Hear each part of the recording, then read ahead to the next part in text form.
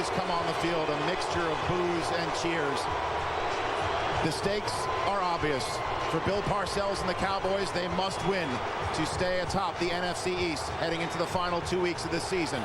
For the Atlanta Falcons, they must win this game in order to be a wild card team heading into the final 2 weeks of this season. I mean, it makes a pregame speech, I imagine, quite simple to make. Very simple. It's let's go get it done. Atlanta can't fall behind early. Dallas, you can't allow them to get momentum. I see for a good game here, Rich. I can't wait to see this one. Me too. It's Saturday Night Football here on NFL Network. Bill Parcells, T.O. and the Cowboys getting set to take on Michael Vick and the Atlanta Falcons in a big NFC battle. Brian Gumbel and Dick Vermeil with the call right after this. Georgia Dome. It's packed and rocking on this Saturday night in Atlanta, where the hometown Falcons are now being introduced to the cheers of a sold-out crowd.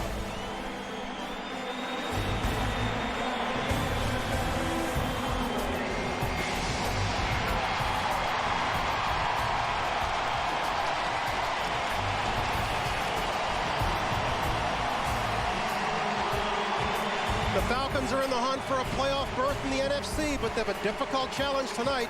The division-leading Dallas Cowboys are in town, and they too are thinking playoffs.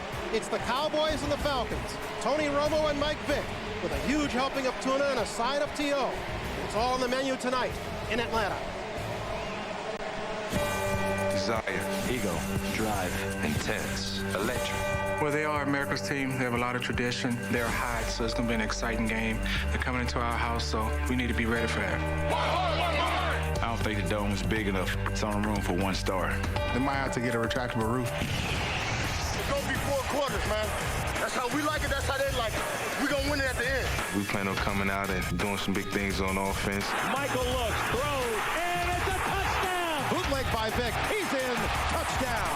He's a two-person threat. I mean, he can run and he can throw. Romo protected deep, left side, Owens all alone. Touchdown, Cowboys. Not one word can really describe what Tony has brought to this game, what he's brought to this team. It's exciting, it's fun, and it's just like being a kid again. When you win in this league, there's not much like it. It's going down in the Georgia Dome. Best of the best. All under one roof. Can you handle it? Get your popcorn ready. It's kind of been a roller coaster ride this year, but the great thing about it is we're live and we control our own destiny. I'm not really worried about, what they're bringing to the table. As far as I'm concerned, the Birds are headed south for the winter. We're headed to Miami.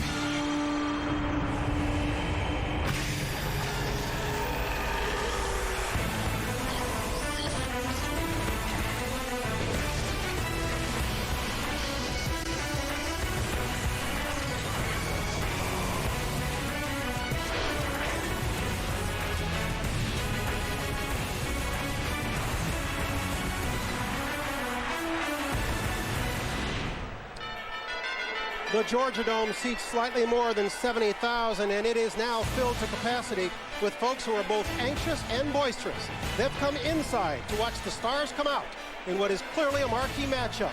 The 8-5 Dallas Cowboys and the 7-6 Atlanta Falcons fighting for their playoff lives in the first Saturday night game of this NFL season.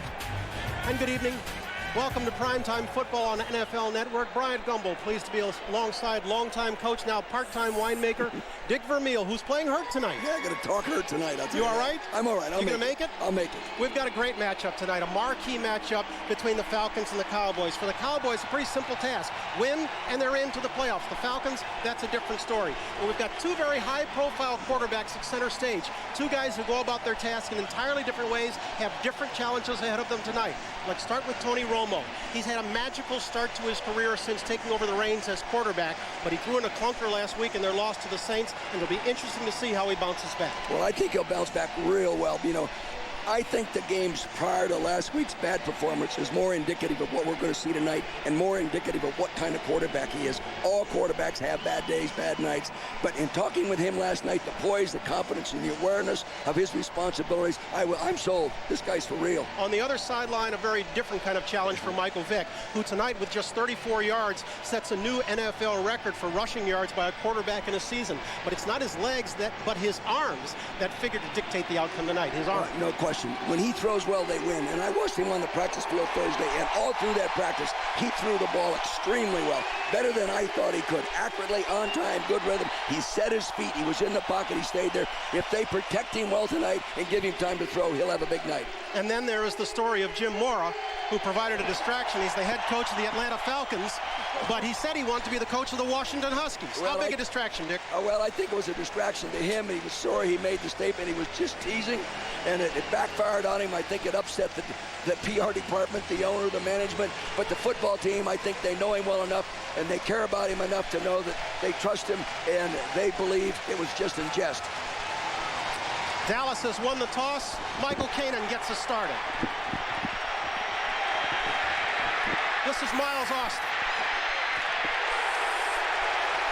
And we've got our first flag of the night.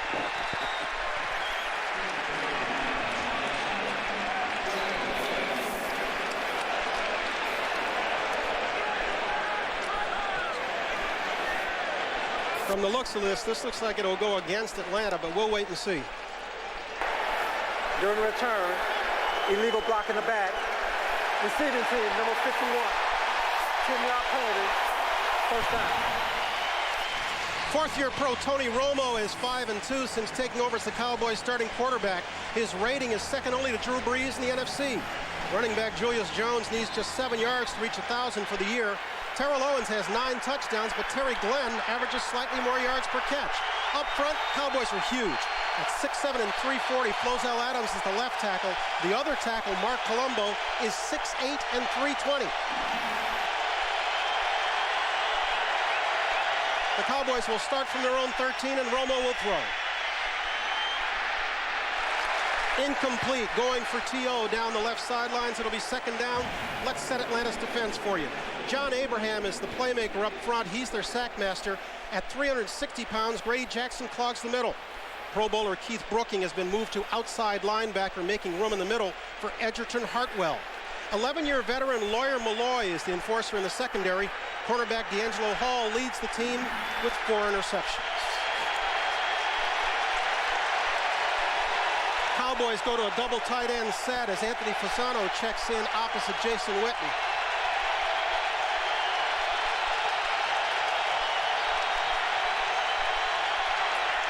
Ball loose. Romo dropped at the 11 in the arms of Chauncey Davis. Not a good way to start. It's a bad exchange. He's telling him he's all right. You're all right.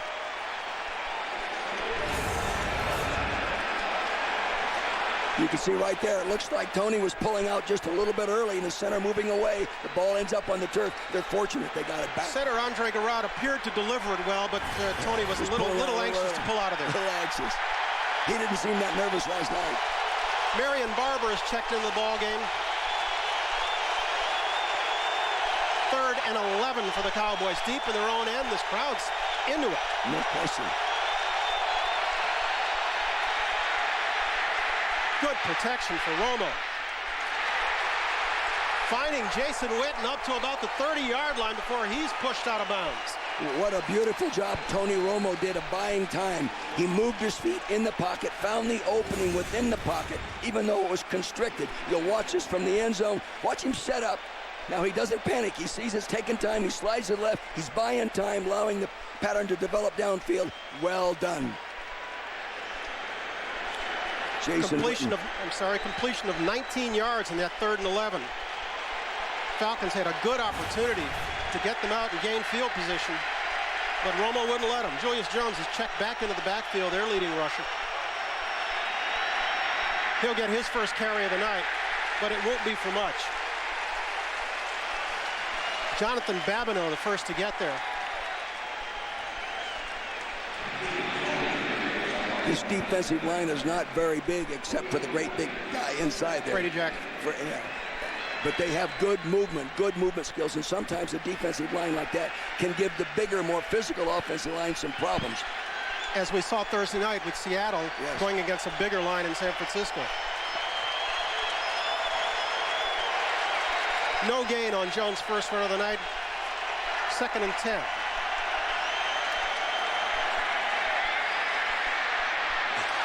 Romo throwing over the middle and behind Anthony Fasano. And watching him on tape, normally when he sets up like that and gets his feet squared, in good balance, he doesn't throw the ball as inaccurately as he threw that one. All eyes on Tony Romo tonight. He's 5-2 as a starter, and he has started well since taking over the reins at quarterback. But he came up empty against the New Orleans Saints on Sunday night on the losing end of a 42-17 ball game, which he had a horrific half. Barber is in for Jones in the backfield. Romo being flushed this side and wrapped up in the arms of Rod Coleman. And the Cowboys will have to punt. Keith Brookings came from the outside of the offensive left, right side of the defense. You'll see it from the left side of your screen. Brookings, number 56, coming underneath the left tackle right there. It puts pressure, moves him to the outside. Can't get his feet set, gets set down, knocked down sack. Matt McBriar is the Cowboys punter, and Alan Rossum has positioned himself at his own 20. Rossum's been a good one in his career doing this stuff. McBriar hit the turf, but no flag back there. Rossum calls for a fair catch at his own 13. Michael Vick will bring his offense onto the field when we come back. No score in Atlanta. The game is being brought to you on NFL Network in glorious HD. And Michael Vick and the Atlanta Falcons offense getting the ball for the first time. But as was the case with Romo and the Cowboys offense, they are backed up. Well, Atlanta's been notoriously slow starting in the first quarter this year, all year long.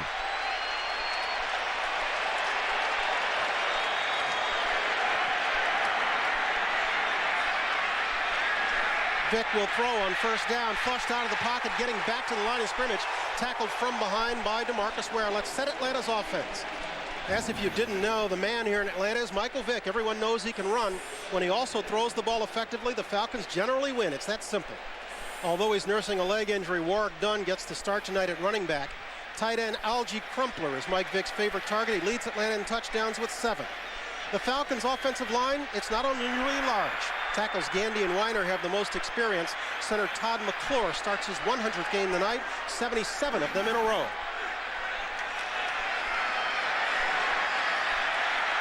Vick being flushed once again, coming this side. Working his way back to the markers, coming up about 2 yards short before Brady James brings him down. The Cowboys' D is a 3-4. Nose guard Jason Ferguson leads all Dallas down linemen in tackles, but Marcus Spears is the headliner. DeMarcus Ware leads the Cowboys in sacks with 7. Brady James inside is their primary run stopper. Rookie Patrick Watkins gets a shot at free safety tonight. The other safety, Roy Williams, is the secondary's tough guy.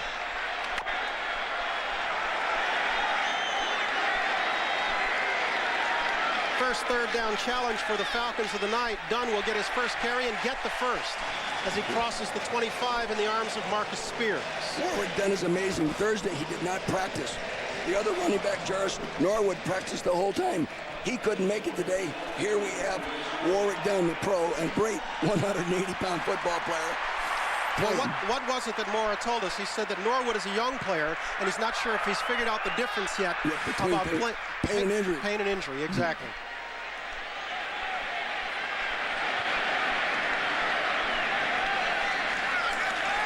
The give once again to Dunn, looking for and finding no room inside before Al Singleton crashes down from his outside linebacker stop post to stop him for no gain.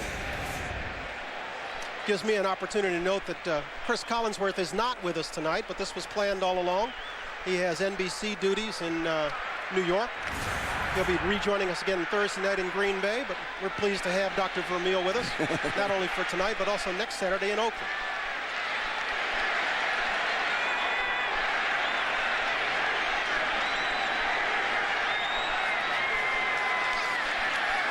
Dunn again. And again stopped for very short yardage. Warwick Dunn is the kind of back that you could run those kind of zone plays like that 10 times, and it's the 11th time that he kills you on. All of a sudden, he comes out the other side. Sometimes I think the defensive guys, as they pursue, can't even see him coming through there. With that carry, slight as it was, Warwick Dunn goes over the 1,000-yard mark for the season. Here's where the Falcons have struggled again to his third down conversion.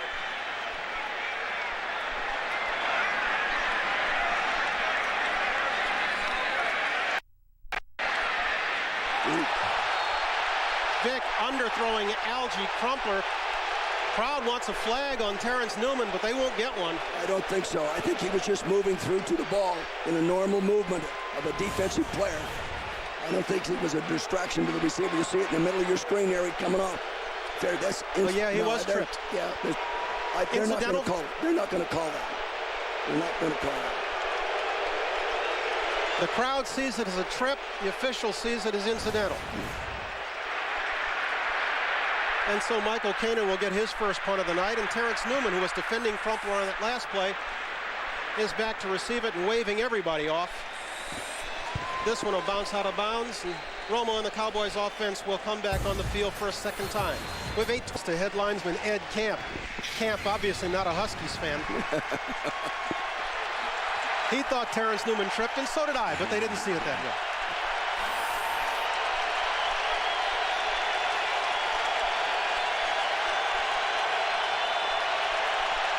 That's Glenn in motion to the top of the screen, and once again, the Cowboys come out throwing. T.O. to this side, being pushed out of bounds by D'Angelo Hall. They're flopping D'Angelo Hall on Terrell Owens. So that's an all-pro covering an all-pro. Well, he's not as big, but he's truly a gifted corner. That's true, but when last they met in last year's opener, T.O. kind of burned Hall. He caught 7 balls for 112 yards. Hall kept him out of the end zone. Mm-hmm. But I think Terrell would probably take 112 yards every outing. Yes, no question.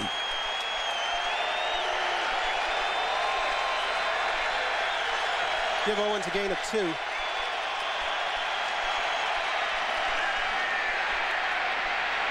Trying the other side this time. And that's Glenn with his first catch of the night. Wrapped up by Allen Rawson. Terry Glenn, I think, is one of the most underrated wide receivers. This guy is truly a gifted football player. He can make the tough catch. He's very fluid. He can just in the air as he did right there, and he doesn't drop many footballs. He has it in high school, college, or pro football. Dick, are you kind of surprised the Cowboys have come out throwing? Yeah, I have. I thought they'd take him on physically real early because they have the big, strong offensive line, and especially inside there around Garrod. Patrick Creighton has checked into the ball game for Glenn. This is Jones coming this side, crossing midfield. Michael Boley with the stop. Michael Boley coming inside on it. They toss the ball trying to get outside. Getting outside on this defense a little bit tough because they have great speed. The ball's coming right at you. They're pulling the big lineman right there in Frozell Adams at 340 pounds, but he can't get it done. Michael Boley coming inside out did a nice job. Look at Brady Jackson there.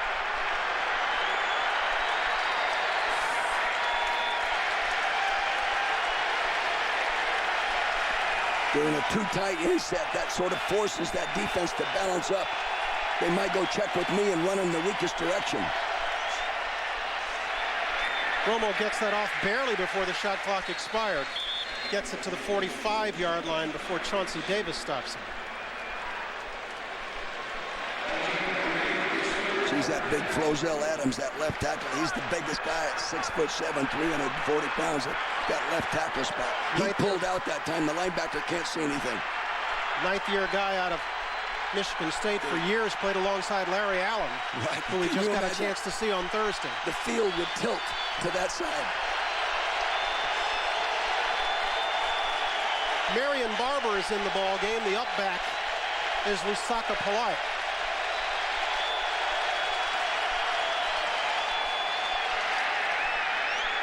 They'll shun the run and get the first down in the air, and that's Polite in the arms of Brooking.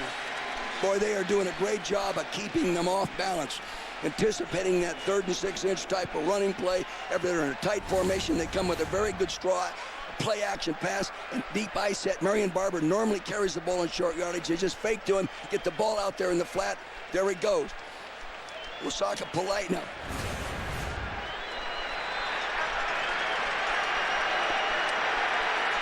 5 plays, 30 yards so far on this drive for Romo and the Cowboys.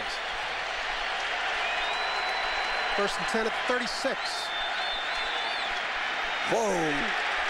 Jones is going to be set back for a loss on this one. Coming through was Darryl Shropshire. His first stop of the night. Outside the fullback and outside linebacker had a real collision on this one. You'll see it from the top right-hand corner of your screen. Wham! That was a collision play all the way. Michael Boley decked the fullback, Lusaka Polite. He wasn't so polite. Call it a loss of 2.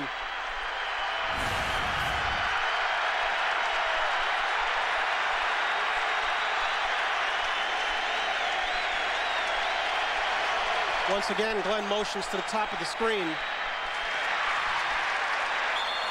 Romo will throw inside. Jason Witten with his second catch of the night leaves the Cowboys about 3 yards short of a first.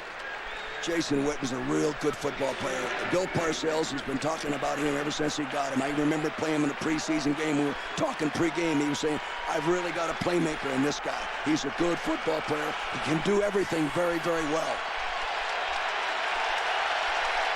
You see the numbers there on Romo. He's already had a better first half than he did last week.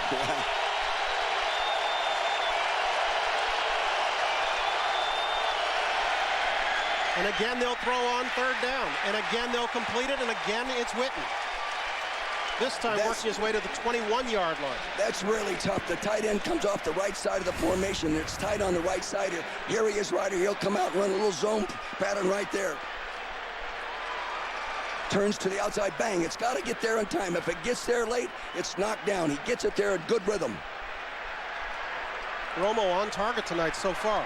He was on target last night and visiting with him too. A lot of poise and confidence, and the right kind of confidence. This is Barber with his first carry of the night. Another first down for the Cowboys inside the 10-yard line, brought down at the 9. This is what I expected him to do. Come inside with the ISOs, the lead to the tight end side, or the lead draw, and get through there. They did a real good job there getting the guard around. Marco Rivera pulled around in there and cleaned it up. Good blocking downfield by T.O. And this Barber, when he gets in the red zone, he finds the end zone.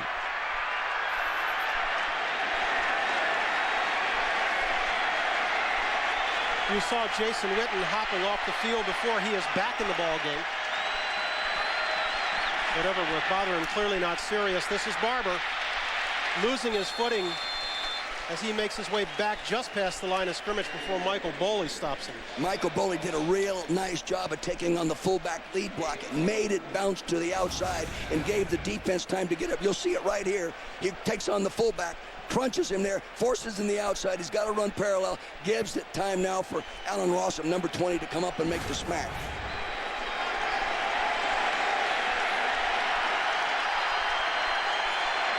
The 11th play of this drive. That has consumed 6:27 so far. Romo looking to the end zone, a lot of time. Was throwing for Owens. Hall was there. He did a great job again of buying time. And the crowd again wants a call. You'll see him set back. He's looking to the right. There's a three-man pattern going on the right side. He doesn't like it. He slides. He doesn't panic. And fortunately, with his kind of arm, he puts a nice touch on it. And the big man against the little guy, he wins. And yes, he did get both feet down. And that's Owens' first touchdown in the first half this year. This year. Unusual for a guy with now 10 scores on the year. The Cowboys get on the board first. Martin Gramatica adding the extra point, following a touchdown pass from Romo to Owens. With 1:32 left in the first period, the Cowboys lead at 7-0. Terrell Owens. And so the Cowboys will give it back to the Falcons. This is Rossum at his own 3. Rossum finding some running room, crossing the 30. Before he's brought down. Ryan Fowler with the stop there. We have 1:24 to go in the first, and the Cowboys are on top by a touchdown. We're back in a moment. The Falcons' offense has come onto the field with better starting position than they did with the first possession. This time from their own 33. Warwick Dunn, the deep back, takes the handoff from Vick. And he'll cross the 40, leaving them with 2nd and 2. The last time Dick Vermeil was in this building, he had a star by the name of Marshall Faulk with him. And together they managed to win Super Bowl 34, as that pass completion to Dyson came up just a yard short. 23-16 was the final. And we've now managed to reunite the two of them up here in the booth. Marshall, it's good to have you. Thanks for having me. Schaub is in the ball game, completes it out this side to Michael Jenkins for a first down. Matt Schaub was in the ball game. You know, but Michael Vick is fine.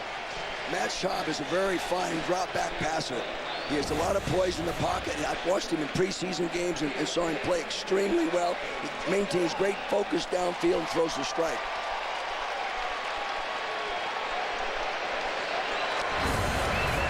That is Schaub's first completion of the season. Warwick Dunn being stacked up on the right side. Not much. We've reached the end, or we are reaching the end of the first quarter. Just seconds left. It'll run out and they'll change ends. They won't have far to go. The Dallas Cowboys, on a touchdown pass from Tony Romo to Terrell Owens, find themselves out in front 7-0 in Atlanta. We'll come back right after this. This year. Back at the Georgia Dome, where the Falcons are trailing 7-0, started the second quarter. Vick being flushed. This one into the arms of DeMarcus Ware. Nobody in front of him. It's going to be touchdown Cowboys. He did not go for the naked bootleg. He got on his face, and he's so big. DeMarcus Ware. The big, tall guy, long arms. Michael Vick, not that tall. Comes off the bootleg. Starts out, here he is. He has two guys in his face. Doesn't see DeMarcus Ware. That's a great catch by Ware. Oh, yeah, he's an athlete, this guy is. A real athlete. Wow. Wow, and just like that, one play into the second period, the Cowboys go in front 13-0. Boy, when your defense scores, does that propel your chances to win? Wow. Gramatica comes on for the extra point. And Vick is left to ponder what went wrong. It's good. And the Cowboys, scoring twice in 2 minutes, have moved out in front 14-0 in a ball game in which they get a win and they're into the playoffs. They're up by 2 touchdowns. They're not supposed to be blocked. They're supposed to be fooled and go down the line of scrimmage. They don't do it. He can't see DeMarcus Ware right there because big Chris Candy's in his face. He throws him the football. DeMarcus Ware's second touchdown this year. He also had a fumble return for a touchdown against Philly. This is Allen Rossa faking the reverse and didn't fool much. Gets it back to the 21-yard line before Bobby Carpenter with the stop there, and we got a little extracurricular activity, so we'll take a break.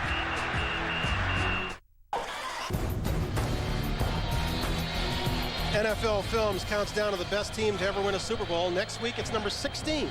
The 1996 Packers. Here, Brett Favre and Mike Holmgren tell the story of their championship team next Friday at 8:30, only on NFL Network.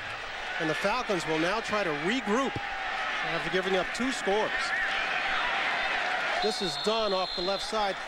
Marshall, can I assume you're not too fond of that, how the voting went in that America's game? Not at all, not at all. I think Coach Vermeil and myself feel that our team should have been a little higher up the chart. You were what, 19? Yes. I believe you should. Anytime you score as many points as that team did and still rank 6th on defense and can lead the league in kick returns, you got a pretty solid football team. I do confess I voted in it, but I only had a part. And obviously, you voted for us to be much higher. No doubt. 2nd and 8. Vick this time overthrowing Mike Jennings. You know, Vick did a real nice job, though, of setting his feet and staying in the pocket that time. He didn't flush, and if he does that consistently, he is going to throw more complete passes downfield. He has 5 games of throwing over 59% complete, and they won all 5 of them. He's 0 for 3 tonight. And Dick, he's a different kind of thrower when you see him in practice. The ball never hits the ground. Oh, I know, accurate as heck. See, there's no pressure on him, and he doesn't have to feel the rush.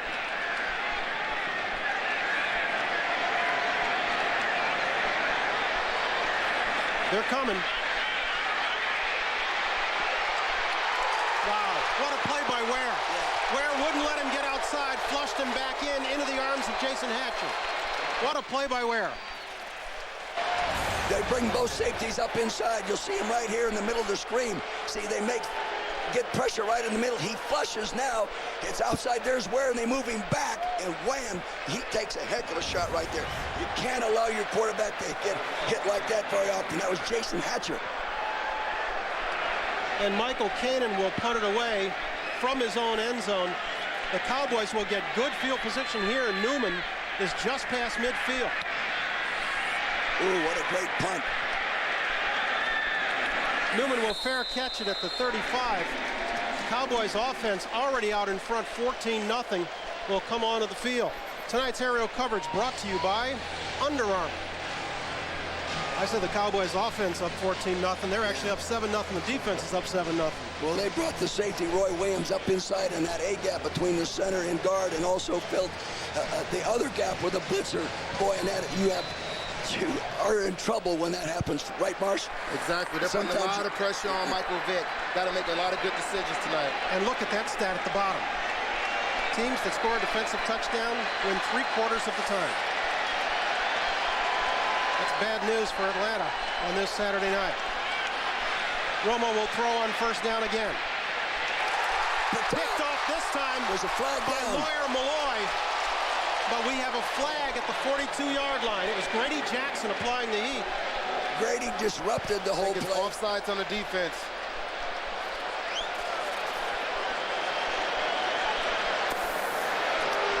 They're signaling, I think, on the Falcons. Offside. Left defensive tackle, number 75. 5-yard penalty. We play first down. Jerome Boger is our official tonight. He didn't have far to come. He's a Morehouse College alum. Oh, really? Well, Grady Jackson's right there in the middle of it. He might be, yeah, he is offside. They called it on Coleman, but it was Jackson. It was Jackson. He might have been lined up offside. He's so big, he needs more room. Boy, what a break that was. Jones. Great job right there that time. Great job by Rod Coleman. Boy, he's a good football player inside. You see him playing that 3-tech, Marshall? Did a great job of holding up at the point of attack. Yeah, and pushed it back. No place to go. Rod Coleman, you know, we have to coach against him when I was at the Chiefs, and he was playing defense for the Raiders, and boy, I tell you, he was tough. Extremely well played defensive play by Rod Coleman. No gain on the play. 2nd and 5 for the Cowboys.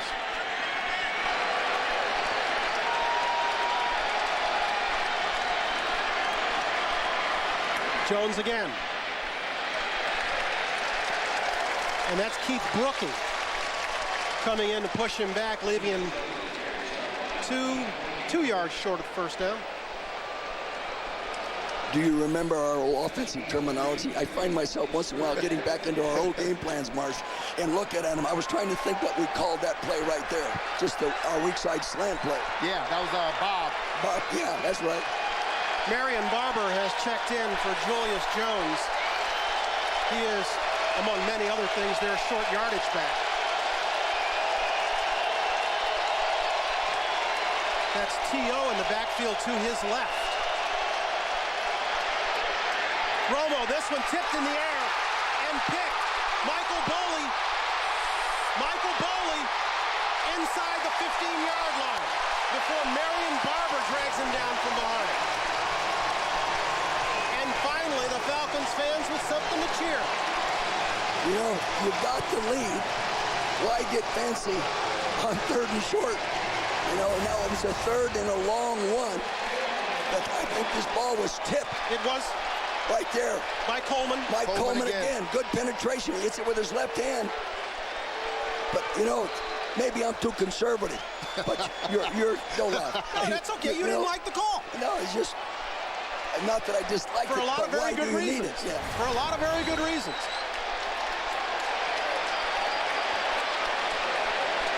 Just the kind of momentum changer the Falcons needed, and Vic getting close to the first down marker, hit hard on that side by Patrick Watkins, a rookie out of Florida State. He's a big-time hitter starting his first ball game. That was the shotgun sweep. I watched him practice this on the practice field Thursday. Lead blocker, run him out. It's a run all the way. Great hit by Patrick Ross. He's a 6'5" safety. They went back to that spread shotgun offense that they had success with early in the season that they got away from. It really, yeah, and also it gets them out of that 8-man front too. Not the kind of hit you want your quarterback taking. First and goal from the 2, and Justin Griffin is the up back in front of Warwick Dunn.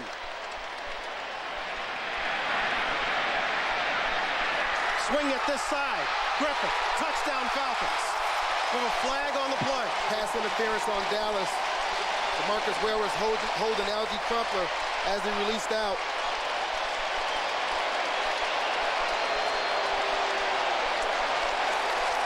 Vic says it's official.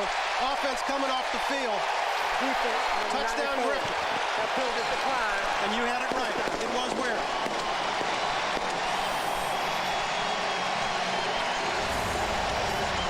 You see Ware right here on your screen.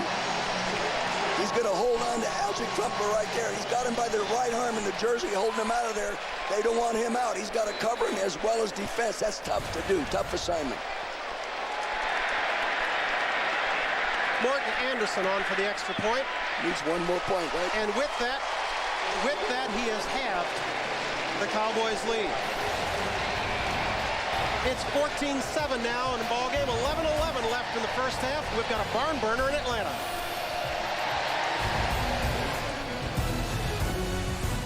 No, I understand, sir. The problem is I don't have access to your records. Boy, okay. That's a really great question. I don't have the answer with me. No, you need to do that in person. It's on a different system. You sure you're a customer? It's not the 6500. Nope. But I ordered the 6500. Yeah, that's not what this says. What can people do with the right software? Yes, ma'am. I've got all of your records in front of me. I can take care of it from here. For starters, keep the customer happy. How long is this thing? I don't know. Now, come on, get to the good stuff. Oh, stop. There it is. Oh, that's it. Wait, here it comes. Nice. Look at that. I could watch that all day.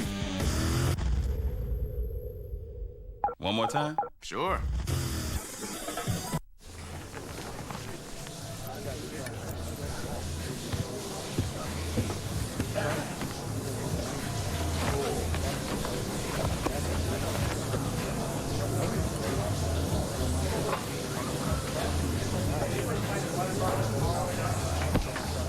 You wouldn't make it in pro football, but you can get inside with VCast. Download Madden's weekly game reports, get scores, stats, and more exclusively from Verizon Wireless. It's the network.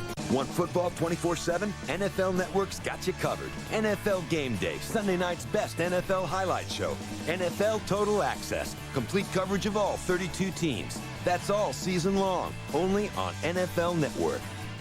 Favre and the Packers host the Vikings Thursday night at 8 on NFL Network. With that extra point, Morton Anderson has moved into the history books yet again, now tied for first in NFL history in career points. The Great Dane himself. Michael Kanan kicking this one away. This is Miles Austin. Spinning, but getting back only across the 15. Ball's loose. Falcons saying they have it. Still no official signal.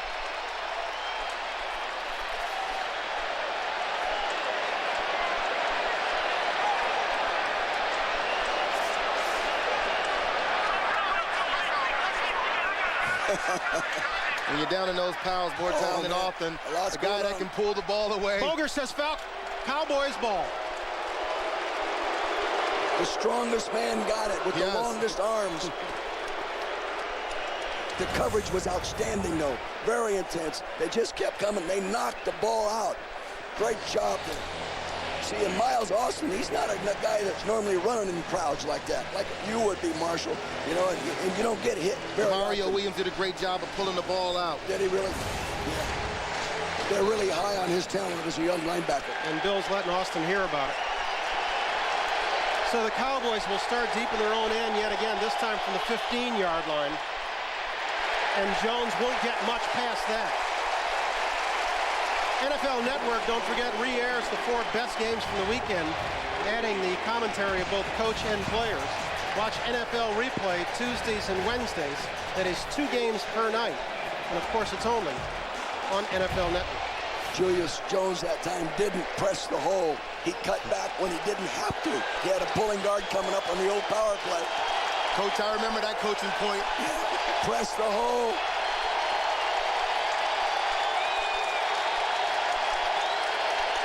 Glenn comes this side. Romo rolls the same way, being flushed. And he won't get much. We have another flag on the play as Romo is brought down at about the 17-yard line. They were trying to sprint out, and the protection was a little too soft on the right side. Holding, offense, number 62. 10-yard penalty. Replay, second down. Marco Rivera is the guard they have flagged. Oh, yeah. Veteran out of Penn State, ex-Packer. He had a handful.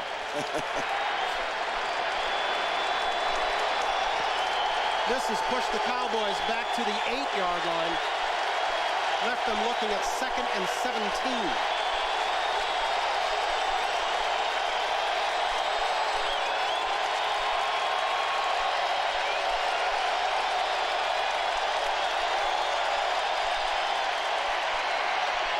Romo, ball tipped again. Shropshire.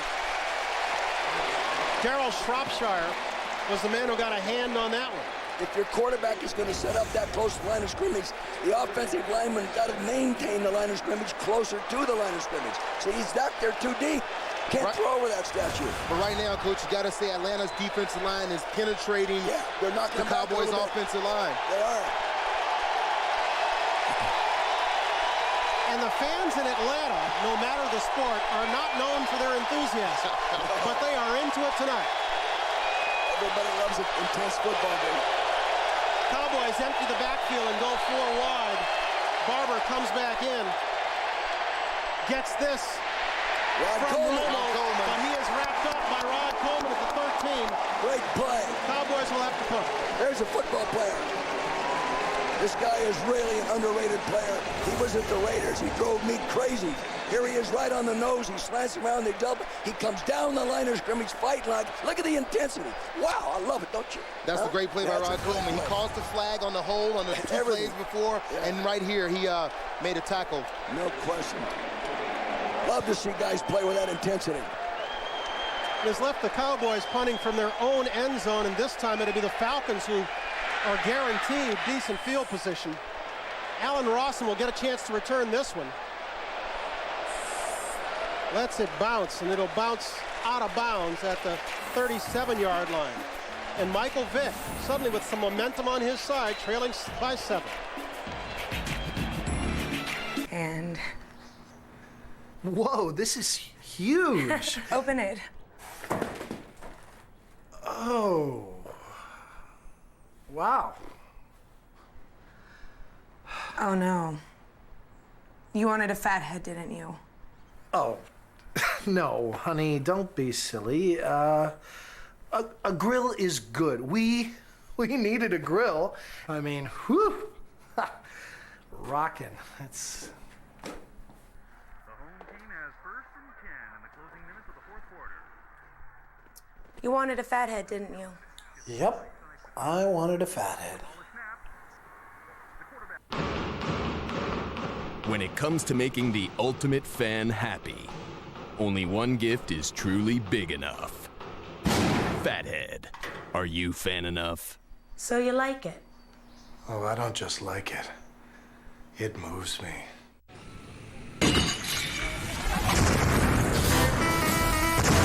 Look around, and what do you see? Let's fall in love. Open your eyes, and what will you find? Look around, and what do you see? 8:56 to go in the first half.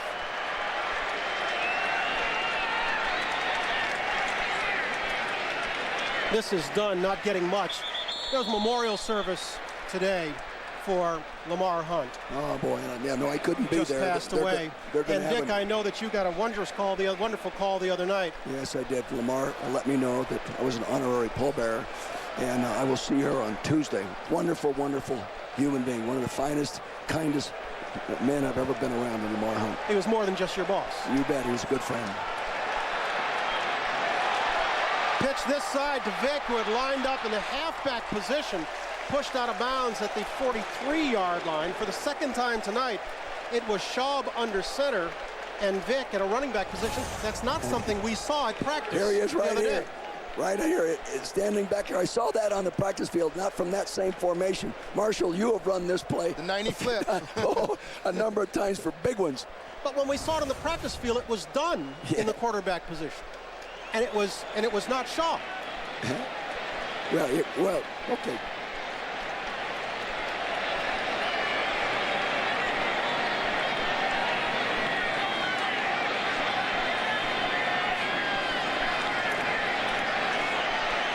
Vick throwing long this side. Roddy White. Anthony Henry pushes him out inside the 6.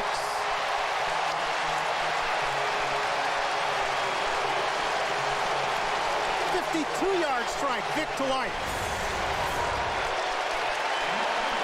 Good one-on-one coverage with Anthony Henry right there. And the big thing, the reason the play was successful, he stayed in the pocket inside, stepped up inside and threw it accurately, obviously right on the money. That and Ronnie White got a great release off the football. Yes.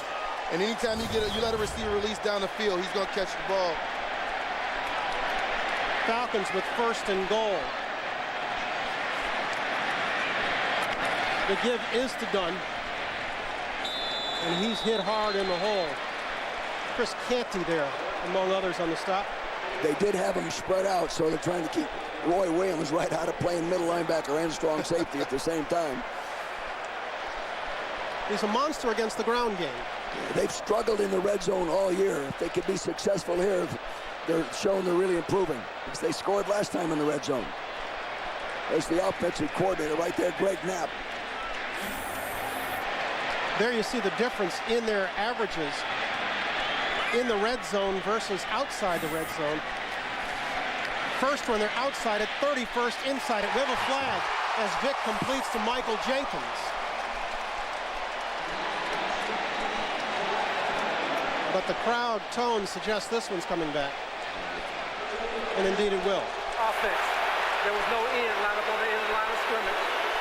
5-yard penalty. Replay, second down. Todd Weiner, it seems, was left uncovered. Boy, you know, little things like that just kill you. Just kill you.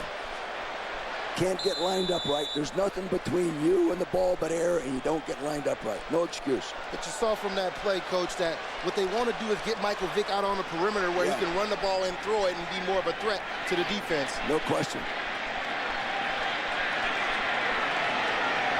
Has pushed them back to the 9. Still 2nd and goal. Vick throwing this side wide open. Michael Jenkins wide open. Touchdown Falcons.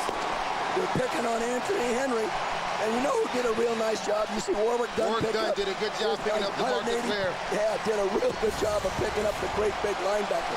You'll see right here, watch Warwick Dunn block to the left. He gets his hat right on him. A little guy picking up, and Anthony Henry could not cover him. Henry wasn't even close. He turned Henry inside out. I think he slipped. And Bill Parcells is left to wonder what happened to his 14-zip lead. And just like that, Morton Anderson has become the leading scorer in NFL history. His teammates mobbing him at the 15-yard line. I had the opportunity to coach him for 2 years in Kansas City in 02 and 03. I let him go in 04, but he's kicking the ball better today than at that time. Good moment for Morton Anderson with a tie score in Atlanta.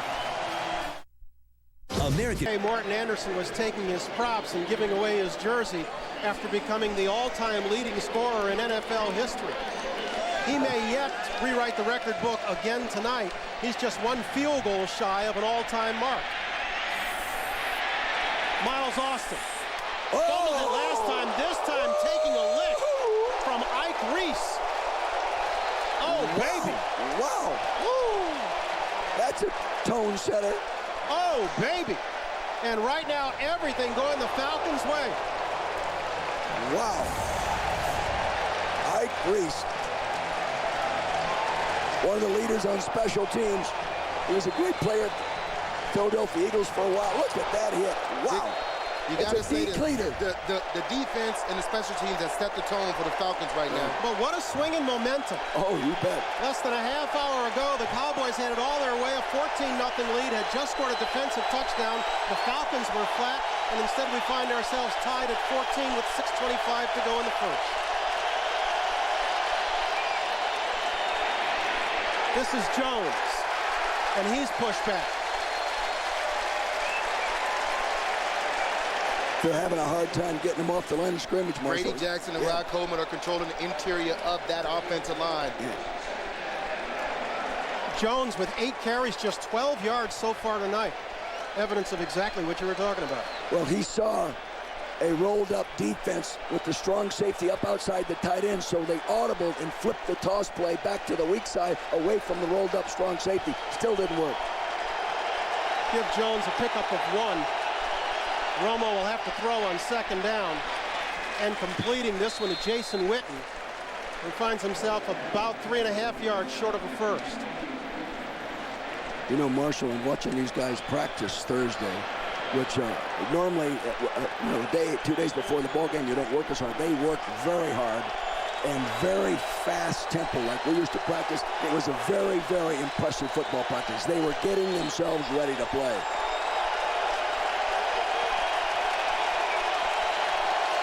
Once again, Marion Barber has checked into the backfield. And that is indeed Terrell Owens in front of him and now going in motion to the top of your screen. Romo throwing short to Barber, getting past the first down marker. Boy, these guys are hitting each other. Yeah, they had him stopped, but he broke a couple of tackles and leaped out for the first down. Do you feel better up here at the suit tie?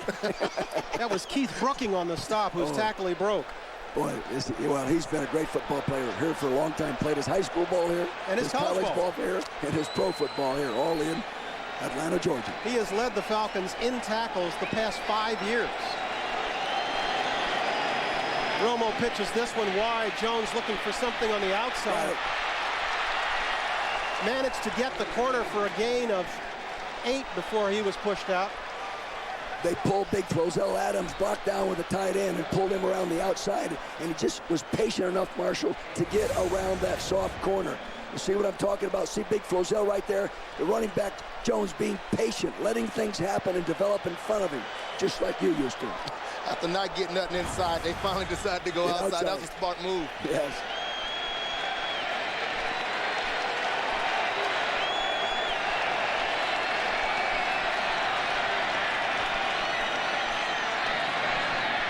This is Jones again,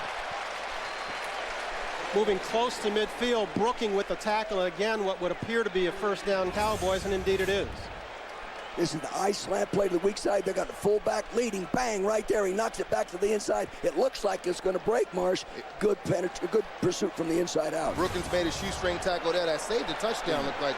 That was Lusaka Polite, the up back, with the good block on Brooking. Gets the Cowboys a yard short of midfield and looking at first down.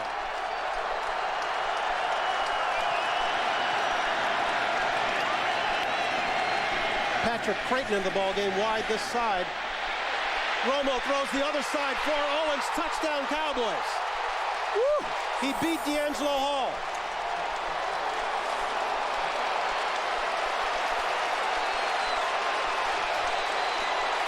They used action away to keep the free safety in the middle of the field, then came back and threw to the left. Beautiful, beautiful throw, one-on-one. He went by him that time. A 51-yard strike from Romo to Owens, their second touchdown connection of the night. Has moved the Cowboys back in front, this time 21-20-14, awaiting the extra point. Grammatica makes it official, 21-14, Cowboys on top. Terrell Owens, who makes his home here in the Atlanta area, seems to find home cooking to his liking here at the Georgia Dome. You'll see Terrell Owens up here, one-on-one situation. They're going to run action this way to keep the safety at home. See, he's deep middle. He made him drift to the right. There he runs up underneath him. The safety cannot get there. Good design, good action, unbelievable throw. And Tony Romo throwing the ball, hitting Terrell Owens in stride. That's key to getting the ball to a receiver. Yeah, doesn't have to slow down in any way. Romo tonight, 11 of 15 for 132 yards so far and 2 touchdowns. Wow, changes fast, doesn't it? Both these football teams have explosive wide receivers, and they're all big guys. They're all big guys, tall and fast. Atlanta's 3 wide receivers are all first-round picks. Yes, 2 they of them are. here. 2 of them their own. One was Denver's, Ashley Reed. And so Grammatica will kick this one away to Allen Rawson at his own 6. Not much. He gets it to the 23-yard line where the Cowboys stop him. The Falcons offense will take the field with just 3:03 to play in the half. Coming up next, the Wendy's halftime show. Stay tuned for first half highlights and analysis and a look ahead to all the games on tap tomorrow. Now, can I assume you won't be part of that halftime show, Marshall? I think I'm staying with you guys. There you go. It's a good view We're up moving here. up in the world.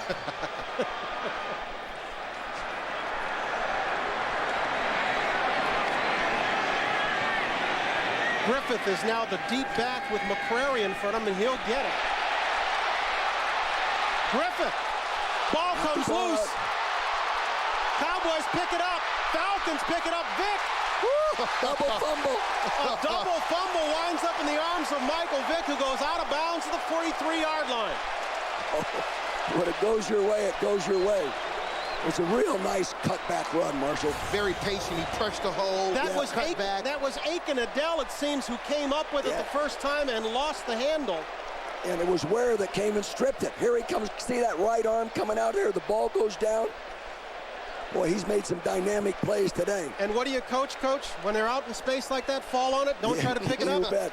Adele tried to pick it up, lost the handle, and who was there but an opportunistic Michael Vick. How many quarterbacks are downfield in that situation to recover a fumble? And again, Griffith, who is normally the fullback, is in the deep back position with McCrary in front of him. Vick will throw long. He's got Crumpler, but overthrows it. Roy Williams was trailing on that play. He hit that on the practice field the other day. He did. Saw him throw it. Roy Williams, and talking to him, what did he say he was concerned about? The scrambling quarterback in one-on-one with Algie, because he knew he was going to get some one-on-one coverage. Well, as good as Williams is, he's not the best safety in the NFL when he's in space. Well, he's a lot better close to the line of scrimmage. He's as good as the best when he's up close to that line of scrimmage. Well, there's not many guys in this league that can cover Algie Crumpler. No, especially with a clean release. Second down. Vick in the shotgun. Fakes this one to Dunn. Keeps it the right side. Gets close to midfield. Adele with the stop there. That's a little option play where he'll fake right there. He'll fake there, pause for a second, and then take off. It looks like it's going to be there, but the movement ability of the Dallas's defense, they close it quickly.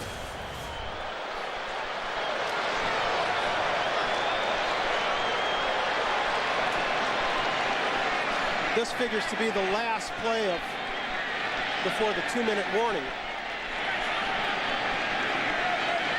They're going to come after him. Yeah, they're coming. Falcons will get it off. And Vick will swing it this side for Crumpler. He's pushed out of bounds at the 44-yard line. So that might have been a side adjustment, Marshall. It was. Because they brought everybody. They're bringing everybody in there. And you'll see they flipped the ball. The receiver probably broke it off. We've reached the 2-minute warning in Atlanta. 21-14 Cowboys. Saturday Night Football on NFL Network is brought to you by Verizon Wireless. You'll be able to listen to the live local radio broadcasts of all the games. Log on to NFL.com and hear all the action. We've moved inside the 2-minute warning with the Falcons driving and trailing by 7 in a game that has seen a number of swings of momentum.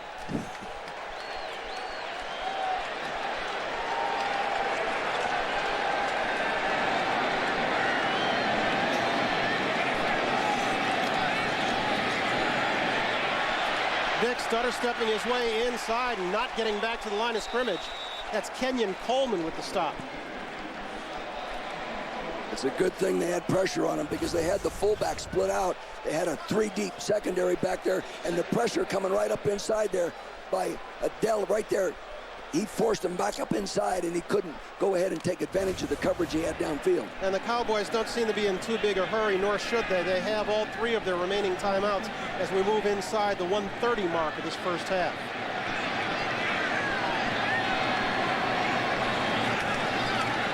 Done. What do you think of that call, Coach? It's a draw play. Well, we know that. What do you think of that call, Coach? I don't think so.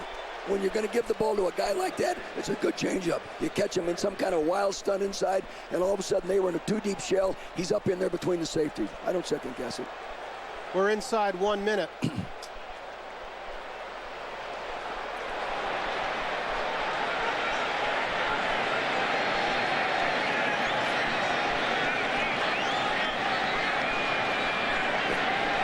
Some kind of man situation. Not in any hurry.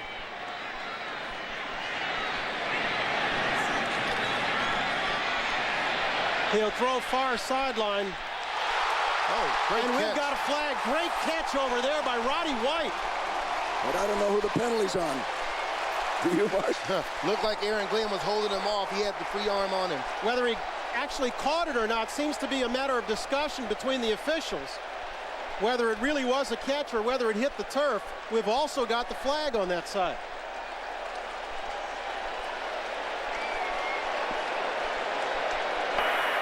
Pass interference, defense, number 26, with the cutoff. That penalty is declined. The result of the play is the first down. They did call it a catch, and the penalty is on Aaron Glenn. See it to the right in the middle of your screen there. He's working hard with his right outside shoulder, and he does catch that football all the way. Here comes the pass interference. See him log off right. Should never put your arm out like that. It's too obvious. Exactly. White having a big night, 2 catches, 95 yards. This is done. Not getting there. This is when it's great till you have all your timeouts. Falcons will use their first with 24 seconds left in the first half. That's you know, from a coaching standpoint, Marshall always said that's the worst penalty in football. Pass interference like that. The ball moves so far on plays like that. Chris Collinsworth believes that on pass interference calls of a certain yardage, officials should be allowed to review them. What do you think? That you should be allowed to challenge and have reviews? Oh, geez, I don't know. I think it would get, you know. Well, Chris is the wideout. First of all, Chris is the wideout. And we have to say tonight that Atlanta wide receivers has taken advantage of the man coverage because Dallas' intent to stop the run. Yeah. And he put the arm bar out there. That one was an easy one to call. Easy to call. That one was an easy to call. But you don't like the idea of a challenge to... No, I don't think so. It's just like a turnover. In many instances, it's just like a turnover. 2nd and goal. Dunn is deep. Griffith the up back. Swings it this side. Griffith. Touchdown. Wow, that was simple. Fire pass.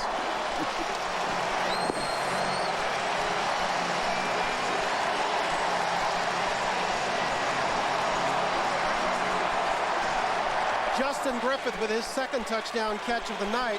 2 catches, 4 yards, 2 touchdowns. Pretty efficient. Oh, outstanding.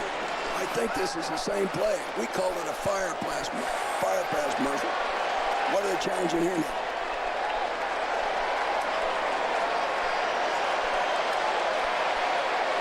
Now we've got a flag. As they assemble for the extra point, we'll have to see what this one's about. Illegal formation. Offense. They were only 6 men lined up on the line of scrimmage. Again.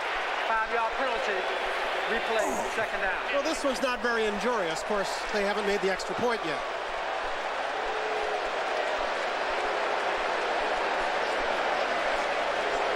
It'll push them back 5. Here it is right up the top of the screen. See, right here. There's no one out here to make this man an offensive lineman. He's wearing, if he had an 80 number, it would be eligible.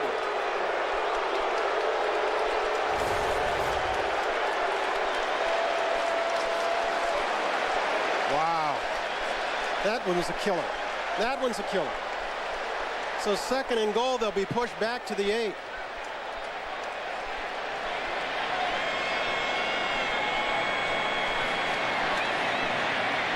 Vick with a lot of time. Completes this one. Touchdown, Ashley Lilly.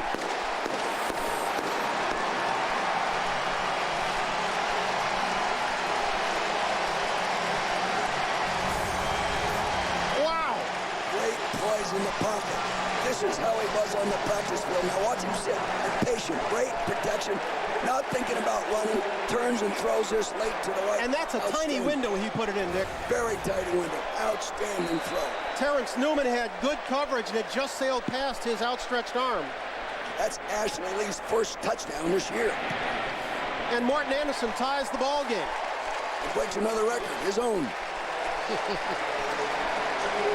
Let's go ahead and kind of reset what's happened the past 10 seconds. Beat the Tampa Bay Buccaneers. Great kick.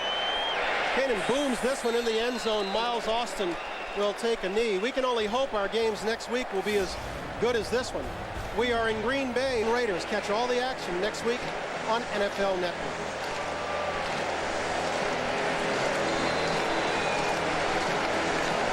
Coach, I think Austin was happy to take a knee after the last kick that he caught. After Ike Reese baptized the him? hit that Ike Reese put on him. Oh, my God. Hey, I want to take a breath at halftime, he said. Can't imagine Romo and the Cowboys will try to do much with this. Just 11 seconds left in the half.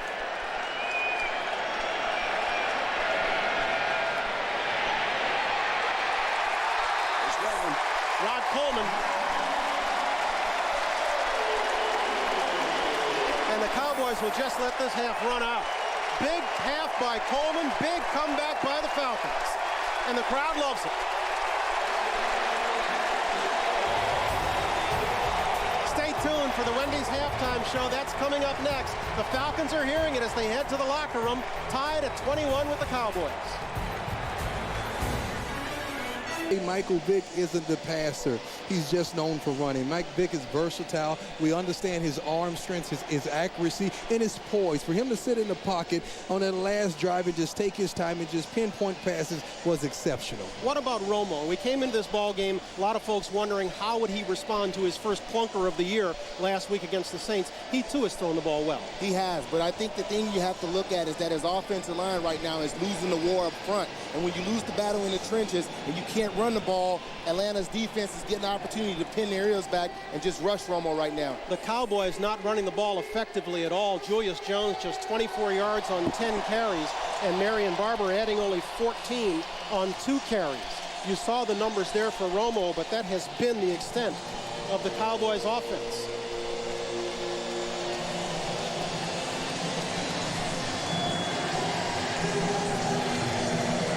What a half it was. It was only 7-0 after the first period, but 35 points in the second quarter left us staring at a 21-all tie as we get the third period underway. Allen Rossum. Rossum breaking through to pass the 40 up to the 44-yard line. before Abram Elam brings him down. That's the kind of return the Atlanta Falcons need from an Allen Rossum. He's a fierce competitor, and to keep the momentum that they built up right before halftime going. Now this offense comes back. They're aggressive. They're going to come out and try to establish the run once again. As you can see, both teams having trouble avoiding the turnover bug. A couple of turnovers on each side. In each case, they were costly. Vick with good starting field position at the 45. This is done. Not a lot there. Not a lot there, but they're not really expecting a lot. They know they're not going to be gashed Dallas defense with a lot of yards. But what that's going to do eventually, that's going to set up the play action. That's going to get Vick on the edge and allow him to do what he's capable of doing. They've had most of their success running the ball when they get in the spread offense and spread Dallas out. As long as they allow Roy Williams to hang around the line, they're not going to run the ball successfully. Griffith has checked in as the up back as Jenkins comes towards you in motion. Vick throws opposite side. First down, Ashley Lilly. This is the same receiving core that we've been so critical of, and I guess they'd heard all the commentary that we've been offering, Marshall. These guys are coming out playing some ball. They look like the Indianapolis Colts receivers on today. And Lilly hobbles off after taking a shot there from Anthony Henry. I have to say this receiving core has not dropped the ball in this game so far. That's a bulletin in these parts. And so Roddy White, who has enjoyed a big ball game, is checked in. Oh. Vick will throw into the arms of Algie Crumpler. That ball low, but Crumpler comes up with it. First down. That's a down that you could take a risk. You can see Crumpler one-on-one with Roy Williams, and whenever they catch him in space, they will try to take advantage of it. The thing that amazes me is to watch Warwick Dunn block DeMarcus Ware, which allowed Michael Vick time enough to complete that pass down the field. That one a pickup of 26. Crumpler's second catch of the night. Vick this side with Dunn trailing. And he'll be hustled out of bounds. Roy Williams there coming up to support, first to get there.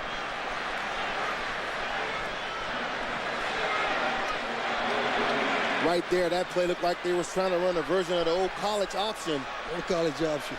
I was expecting Vick to pitch that ball at any time. You don't want to run that college option in the pro and get your quarterback exposed like that. Not when there's a guy like Roy Williams on the other side who's known for hitting.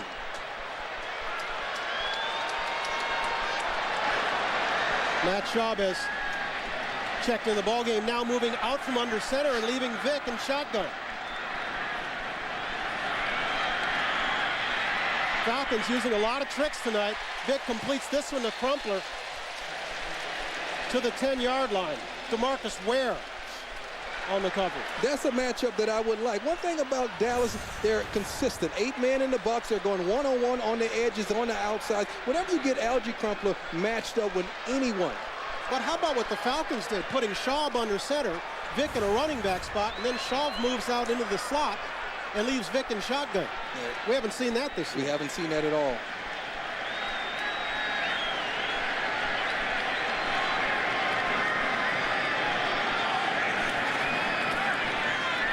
Vick will give to Dunn. And he moves it down to the 7-yard line. First down, Falcons. You know, going back to the last play, Brian, what you said was that I think Greg Knapp is becoming more of an innovator with his offense, distracting the defense with things like 2 quarterbacks in the game, and you throw the ball to the guy you want to get it to anyway, Algie Crumpler. The Falcons looking for their first lead of the ball game. Don't forget they trailed in this one 14-0. And then tied it at 14 and again at 21. Oh. Vick throwing wide, Griffith wide open. Touchdown Falcons. How can the Dallas Cowboys fall for that play once again? Mike Zimmer, defensive coordinator, has to be fuming. This is the 3rd touchdown pass. This is the 3rd time they've run this play to Griffin, and all have been positive. Once again, it's putting Michael Vick on the perimeter. You got to respect his ability to run. But right here, miscommunication in the secondary by the Cowboys. But how can you have miscommunication when this has now worked for the 3rd time? Granted, one of them was called back by a penalty, but that's 3 times he was wide open. That's Michael Vick. That's the kind of pressure that when you see him roll out and you see him get out there on the corners, your natural instinct is go attack him to stop him from doing what he does. That drive puts the Falcons ahead, 28-21. We're back in just a moment. 168 yards. That's the Michael Vick that we've all been waiting for. That's the one Jim Mora Jr. dreams about. Miles Austin from his own 8. Lot of running room outside. Kanan slows him up. He needs a block. Gets it back to the 44.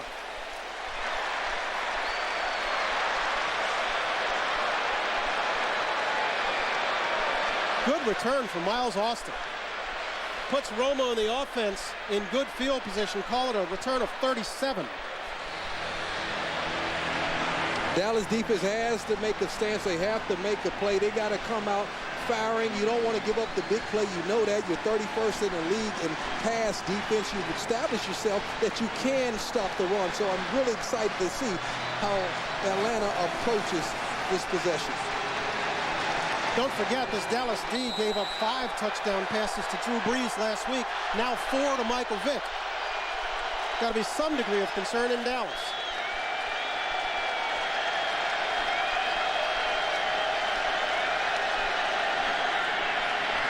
Romo wanted to throw right, found nothing there, swings it this way. Lusaka Polite close to the first down marker. You take a look at this play. They're gonna run a little fire pass here, and Michael Vick, with his ability to run, Crumpler's gonna draw 2 guys. You see right here, 31 Williams comes in, takes a hit, and you got a guy Griffin out there for a touchdown. That touchdown capped off a 7-play, 55-yard drive for the Falcons in their first possession of the second half. It consumed 3:51 and gave the Falcons their first lead of the night. 28-21 Atlanta. This is Jones. Dallas trying their best to stick with the run. Last week, you know, they got away from it. When New Orleans jumped all over them, they just abandoned the run and got away from their game plan. Right now, the interior of Dallas offensive line is getting moved back by Grady Jackson and Rod Coleman. They're taking advantage of those guys right now. Which is kind of surprising, because coming in here, we thought they would have the ability to overpower the smaller Atlanta defense. Yes.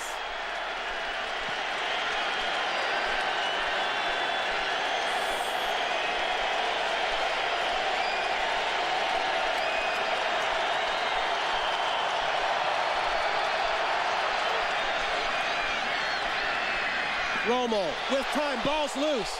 This one is going to be ruled incomplete. Terry Glenn had it momentarily and then took a lick, and the ball popped free, leaving the Cowboys looking at 3rd and 8. This may be the first time this season I've seen Atlanta's defense so aggressive. Romo putting the ball where it needs to be, but right there you can see the hit coming. They're flying to the ball, they're putting hats on it, everybody's coming, and everyone is trying to make a play. That was DeMario Williams with the hit. Right now, Atlanta defense is very active, challenging Dallas's wide receivers. Look like a punt return formation right now. 10 guys on the line of scrimmage, 1 safety back. Now they drop. Now they drop, going into a cover 2. Romo did not beat the play clock, it would appear. All-star offense, number 75. 5-yard penalty, still 3rd down. Mark Colombo, the guilty party, will further complicate things for Romo and the Dallas offense. That's the 12th man effect right there. The crowd get behind you. You get late into the play clock. In Atlanta, no less. Got to be a first. First time Atlanta really disguised defenses. I welcome that from a Baltimore Ravens, from a Chicago Bears. That's the first time Atlanta's defense has truly disguised what they were playing.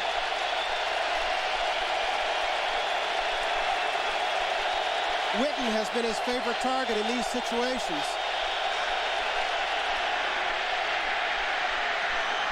Romo this side, completing to Terry Glenn. 3rd and 13, and he picked it up. Glenn operating in front of Allen Rossum. See the footwork by Tony Romo, basketball player at heart, probably his best sport. Watch the versatility, stepping up in the pocket, looking over the whole field, and making an accurate throw. I'm going to take exception with that best sport stuff. The man's a 1 handicap golfer. Oh! He just tried to qualify for the Public Links Championship and missed qualifying by only 3 strokes. Shot 73.69. And he said he would spot me 10 on a game to 11 in basketball. And I don't know about that one. But he could definitely have me on a golf course anytime he wants. He had a pickup of 22 to get that first down.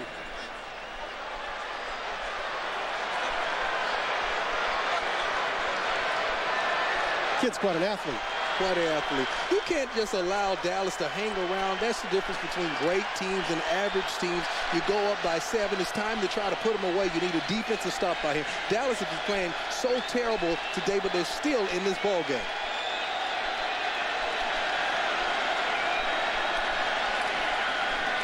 Pitches to Jones.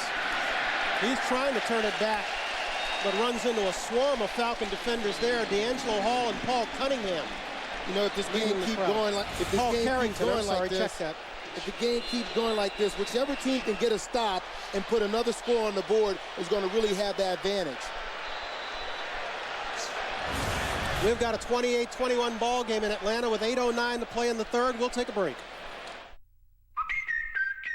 Beneath the Placid Wondrous HD. And Flozell Adams has been helped to the sideline. Jason Fabini, the former Jet, has taken his place at left tackle. And this is the wrong time for Adams to go out 3rd and long. You're playing to get one of the best defensive pass rushers in the game. You know he's going to try to take advantage of it. John Abraham is not the one who gets there, but DeMario Williams does.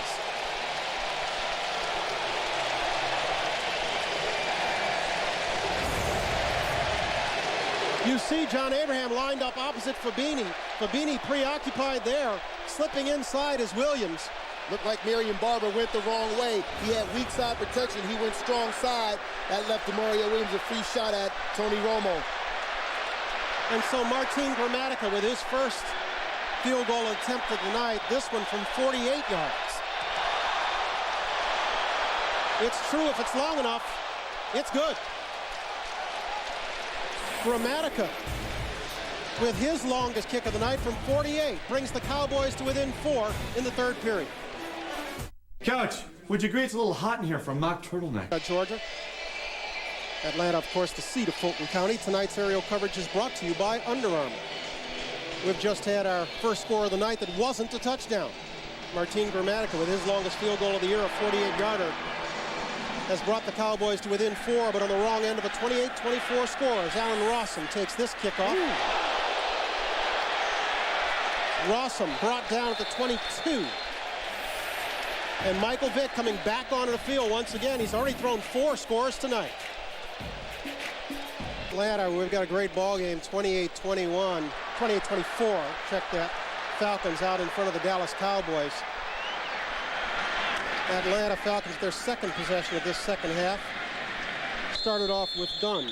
We came into this game talking about Michael Vick needing just 34 yards to set 35 yards, I should say, to set a new record for rushing by a quarterback. But it's his arm that's been making waves. Look at that start he had, 0 for 3. But since then has thrown for 10 of 11, 168 yards, and 4 touchdowns. What's been a remarkable night for him, a personal best night. Should we really be surprised Michael Vick putting up these type of numbers? Some people think he's an athlete playing quarterback. I feel that he's a quarterback that happens to be a great athlete. Well, but he hasn't put up these kind of numbers, Dion. You're right. But he hasn't put up these numbers yet. I mean, this has been an unusual night for him. And the thing from Michael Vick tonight that he's done that he sometimes have a problem with is remain a quarterback. A lot of the times he'll watch the rush and the ball will get tucked away like a running back. Tonight that ball has been in his hand, prepared to throw it. When you've got that much talent, it's hard to resist when you see an open. I know. And his talent may in fact have been retarding him a little bit as a quarterback, as a throwing quarterback anyway. See, when we look at a play like that, it's not because he desires to run. I took my son in the back of the end zone because he's a Michael Vick fan. And I say, son, I want you to see how quick this guy has to make his reads. He drops back, takes his steps, and he checks all his points. 1, 2, 3. No one's open. Then he decides to run. You can see him checking everyone. Now he decides to run. It's not by choice that he gets out the pocket.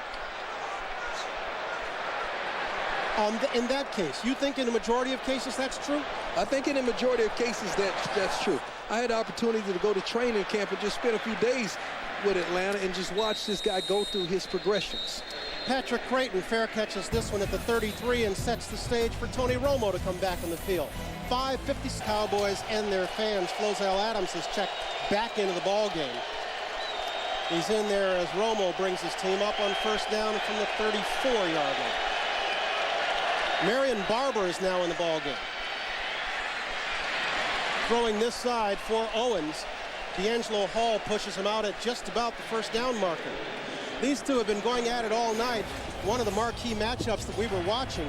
And so far, you'd have to think Owens is having things very much his own way. Unofficially, he's got 4 catches for 70 yards and 2 touchdowns against Hall. We can say what we want about the off-the-field mess that T.O. brings to the table, but on the field, this guy is still arguably the best receiver in the game. D'Angelo Hall, in his defense, he's been bumping and running every play, not backing off. He's up to the challenge. The Cowboys go 4 wide and bring Owens to the bottom here, far left of the formation. And they try to swing it out wide. Hard to tell if that was backwards or not. Like a lateral.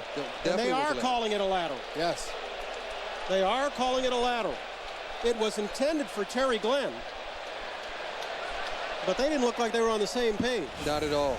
Romo got rid of that one, it seemed, a little early.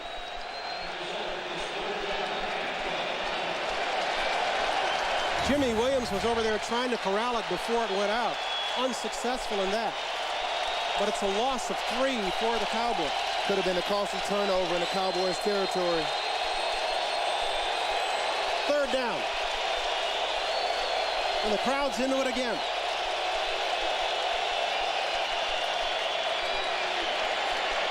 Romo, a lot of time. Wide open is Glenn. Takes a lick from Hall out of bounds. We've got a flag all the way back here. It appeared that somebody at right tackle jumped for the Falcons. It would appear. We would hope so. Allen Rosser, before that play, he was screaming to his teammates. He didn't get the call, the defensive call. Offside. Defense has been declined. The result of the play is the first down. Indeed, someone did jump early. Big completion to Glenn. Consistency is certainly what this Atlanta defense lacks. Romo brings him up quickly. Swings it wide. Patrick Creighton. Struggling towards the first down marker.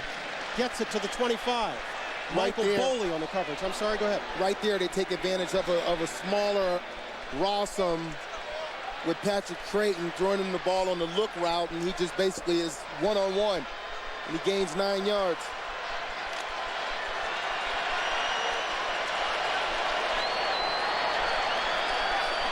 We're down to 4 minutes to go in what's been 4 minutes to go in the 3rd quarter of what's been a terrific offensive ball game. This is Barber spinning out of one tackle and crossing the 20, getting to the 18-yard line.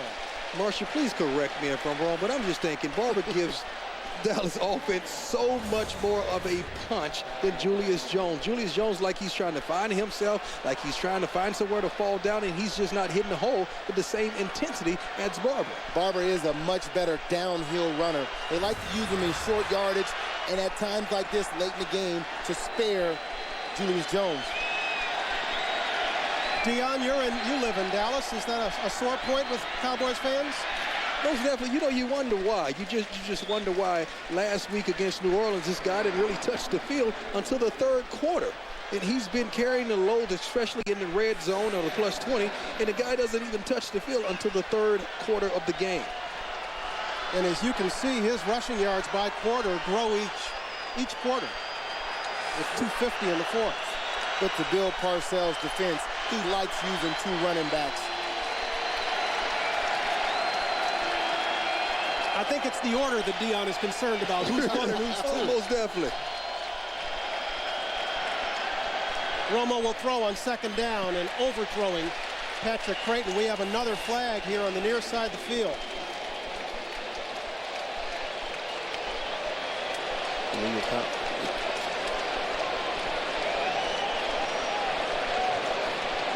Looks like T.O. and D'Angelo have something to do with this flag. And Laurie Malloy. Looks like a little illegal contact down here. Illegal use of hands. Defense, number 21. Hands to the face. 5-yard penalty. Automatic. First down. D'Angelo Hall, one of the best cornerbacks in the league. Oftentimes he plays with his emotions. T.O. is a physical receiver, but he plays with his head on the field, and you see him pushing off D'Angelo. You can't go upstairs to the receiver's head. D'Angelo giving away 25 pounds and 5 inches to T.O. Has given the Cowboys a 1st and goal from the 9. This is Barber. Barber into the end zone. Touchdown, Cowboys. Marshall, please help me out. Please. Help me out on this one. That's what you like about Barber. That's what I like about him. He has a sense of urgency every time he grabs the ball. The kid runs his ball very hard, and he's a great downhill runner. But I'll tell you one thing, Dallas' offensive line controlled the interior part of Atlanta's defensive line, and that afforded him the hole to score that touchdown. Barber's 12th rushing touchdown of the year. That drive, 7 plays, 66 yards. Culminating with a Barber 9-yard touchdown run. Grammatica boots it through, and it's put the Cowboys in front 31-28. We've got a flag on the field. Let's hold it right here. Another look at Barber's touchdown. But we've got a flag on the extra point. And Hall is copping a plea yet again. D'Angelo Hall letting his emotions get the best of him. When I was down on the field earlier, he was in the officials' ears yelling and screaming that T.O. was pushing. T.O. was doing that. He's allowing himself, his emotions, to get the best of him today. He's still pretty fired up. After the play was over, personal foul, unnecessary roughness, defense number 91, personal foul, unnecessary roughness, offense number 75. Those fouls all set. The try's good. That's Carrington and Mark Colombo who they are flagging, but in any event, it remains 31-28. Cowboys have taken the lead once again. Ball.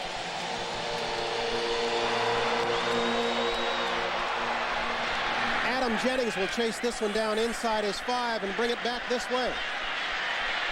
Trying to gain the corner. Forced out just short of the 20-yard line. Don't forget, NFL Network re-airs the 4 best games from the weekend, adding coach and player commentary. Watch NFL Replay Tuesdays and Wednesdays. That's 2 games per night, only on NFL Network. We were just up here talking, and I can't remember a better rookie class in the NFL than we are seeing this year. Can you? Has a lot of depth. I mean, from the first pick all the way to the 32nd pick. I mean, it's not just the Vince Youngs, the Reggie Bushes, the Devin Hesters. It's also DeMeco Ryan. It's Fred McNeil. It's the Brickashaw Ferguson. It's Jennings. It's Hawk. It's Ali. It's Jones-Drew. It's Adai. It's been a heck of a class. Vick with a lot of room. Pushed out short of the 40-yard line, but with a flag on the play. Let's hold it right here. It's coming back.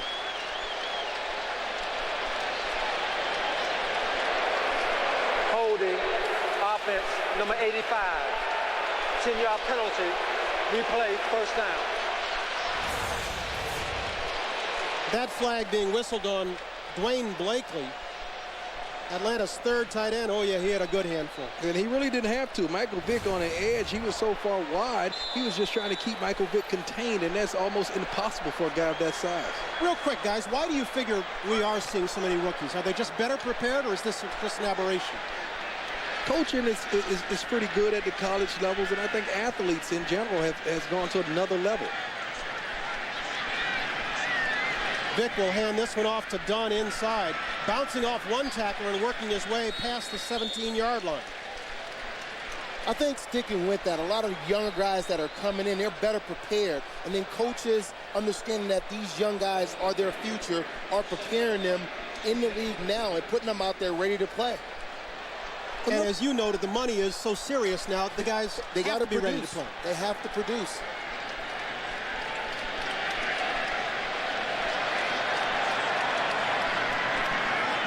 Second and long for Vic and the Falcons. He'll swing it out to Dunn. Dunn one-on-one on that side, and Henry wins the matchup. You know, talking about Vic and talking about rookies, how about the similarities between Vince Young's dash last week that won the game in overtime against Houston, the Houston Texans? That one for 39 yards. How much did it remind you of this one Michael Vick did a couple of years ago against the Vikings, same situation? I think we're just excited about Michael Vick in his infancy when he came into the league, as we are at Vince Young. And truly enough, Vince Young is doing the same things that Michael Vick did when he came into the league. I confess, Young is making me a believer. He is. And the Falcons will exercise their first timeout of this second half. Yeah, Young seems to have the capacity not only to physically do the things that are necessary to play the position, but also to make those people around him believe in him. You heard about this so much when he was down at Austin as a Longhorn, and yet you found it hard to believe. You just thought that was just so much rah-rah college stuff. But you watch these Tennessee Titans, who have now become a 6-7 ball club, and they seem to believe that this guy is just going to get it done.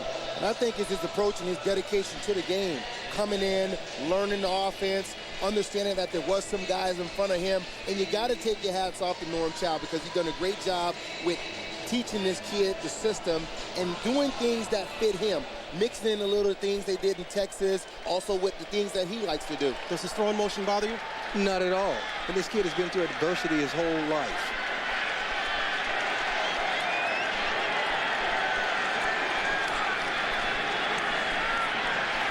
Vick in the pocket, standing tall, completing. Michael Jenkins, first down, Falcons. See, this is what I'm talking about, Brian. We keep going back and forth about Michael Vick. He pulls the balls down sometime and run, but right here, you can see in play action Vick. He's looking through his progressions. He's finding he releases the ball right on time and lets it go. 18-yard gain. We're moving down inside the 25-second mark in the third period.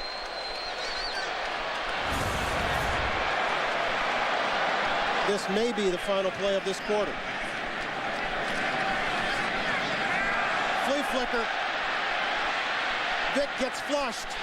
Throwing, completing the Dunn, pass midfield. Brought down at the 46-yard line as the quarter comes to a close.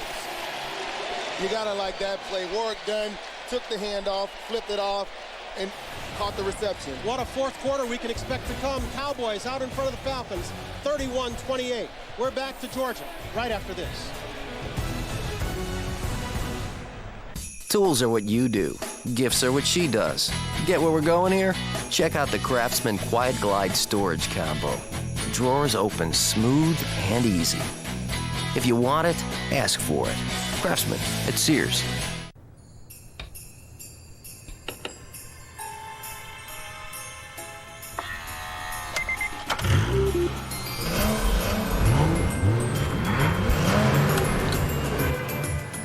It's the most magical time of the year.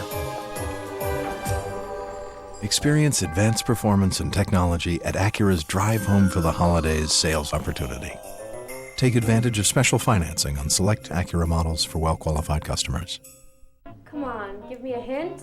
Okay, amazing bright colors. Yeah? Perfect clarity. Open your eyes! It's gotta be a Vizio. Surprise her with a Vizio. Don't bother with a small box. Now you can get a Vizio 42-inch LCD HD TV for only $11.99. It's just one reason why we're the fastest growing flat panel company in America. Go to VizioTV.com. Vizio, where vision meets value. Hi, I'm Leonard Maltin, wishing you a joyous holiday season and a healthy, happy new year, filled with entertaining movies from DirecTV pay-per-view.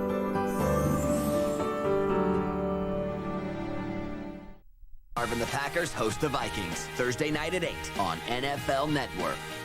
The excitement of college bowl games is on NFL Network. Kansas State squares off against Rutgers in the 2006 Texas Bowl. Thursday, December 28th, then Texas Tech takes on Minnesota in the 2006 Insight Bowl. Friday, December 29th, only on NFL Network. Back in Atlanta, Jerry Jones watching his team with concern, knowing the Cowboys with a win are in the playoffs. Arthur Blank, the owner of the Falcons, and Schaub is in the ballgame, pitching it back to Vick. Rolling right, pulling up, going nowhere. Well, that time the Falcons got a little too cute. Got a little too cute that one. That was a ball that Michael Vick probably should have threw away. I know he has great escapability. We've seen Schaub on several occasions tonight. That time, though, that one just didn't work. That one never had a chance. We just got to go back to football if you're the Atlanta Falcons and get away from the trickery. Your quarterback They're doing so many good things. You're doing so many wonderful things. You're hitting them 3-4 yards to carry, and you just had to go back to the basics. Loss of 4 on the play. Dunn will get this one. Cutting it back inside, working his way towards the first down marker. Maybe a yard short of it. Roy Williams with the stop. That's that shotgun read play. Pretty much Michael Vick, that's one of his best plays, and they run this play continuously, waiting for the defensive end to predict what Michael Vick's going to do with the ball. There's a disconcerting statistic if you're a Falcons fan. 17 consecutive when trailing after 3 quarters as they are tonight on the short end of a 31-28 score. But this is 3rd and short on a night when Michael Vick has been exceptional. Dunn stopped in the hole. That was Brady James and Chris Canty. And we know what the crowd wants. You have one of the most elusive quarterbacks in the game of football today. And you turn around and hand the ball to Warrick Dunn 7 yards deep in the backfield. Decision time here for Jim Moore. Look like he's going for it. What do you like here? I like a quarterback sneak. That's a long yard they're looking at. Yeah, that's Michael Vick. That's a long yard. That's Michael Vick behind that center. Middle of the field's wide open. Oh, my God, Algie Crumpler. Ball was high for Ashley Lilly. Anthony Henry defending, knocked it free, and the Cowboys will take over on downs. Gentlemen. Michael Vick missed one right here. You got Crumpler right here wide open. He did indeed miss one, and the Cowboys will take over on downs, clinging to a 31-28 lead. We're back after this. Over 5 tons of towing. We're back in Atlanta where the Falcons have turned it over on downs. We'll show you that play in just a moment because it, well, they had an opportunity, but there was a reason they didn't exercise it successfully. Julius Jones is back in the ballgame. Much to Deion's delight. He's got it. And we've got a flag as Jones picks up 5.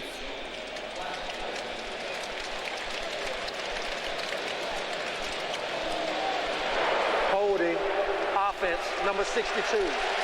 10-yard penalty. That'll push him back. This was the 4th down play on the Falcons. Tell us what happened here. Look at Crumpler up top.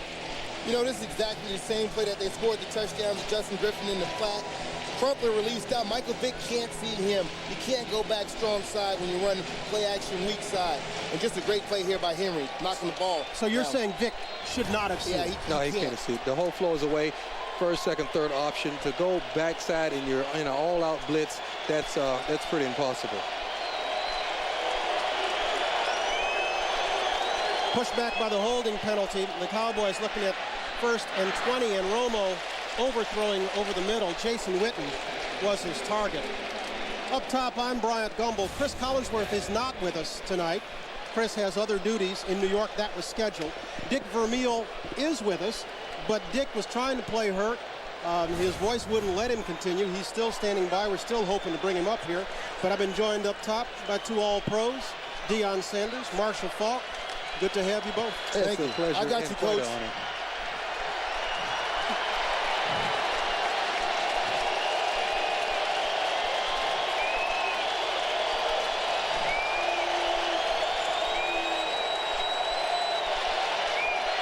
Romo barely beats the play clock.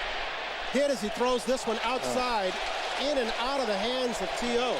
Whenever T.O. has a problem with receiving the football, that's when he's trying to run before making the catch.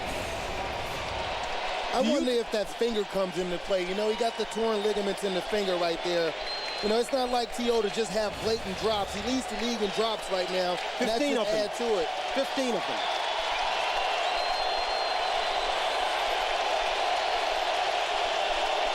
The crowd's really getting loud right now. Big third down for the Cowboys. And Barber has checked back in place of Julius Jones. Romo really needs to be careful right now. This is when Harper, domestic defenses, try to take advantage of a young quarterback. The play clock.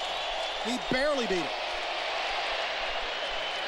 Swings it out to Barber, but he's going to come up well short of the markers, and the Cowboys are going to have to punt. D'Angelo Hall coming up with the stick. Atlanta forced Romo to go to his check down right there, and a wise decision by him to not try to force the ball down the field.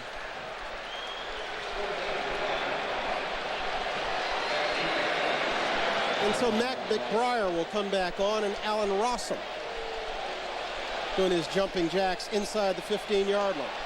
Huge stop for Atlanta's defense, Marshall.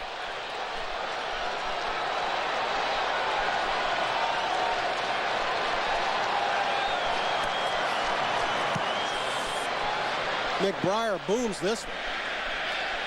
Chasing Rossum back, he'll take it at his 5. And he'll only get 3 yards before he is brought down by Miles Austin. They'll have the Falcons backed up.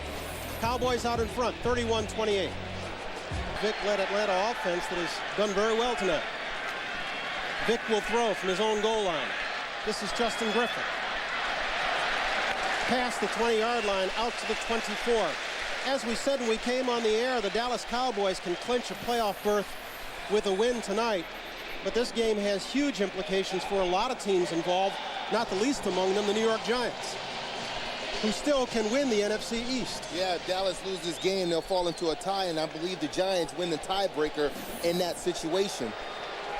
The Cowboys in a situation with a win get a playoff berth. The Saints tomorrow can clinch the NFC West with a win.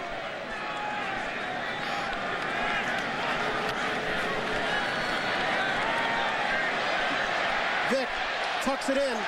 He's got some room, but then comes to a slide as Roy Williams comes in contact with him.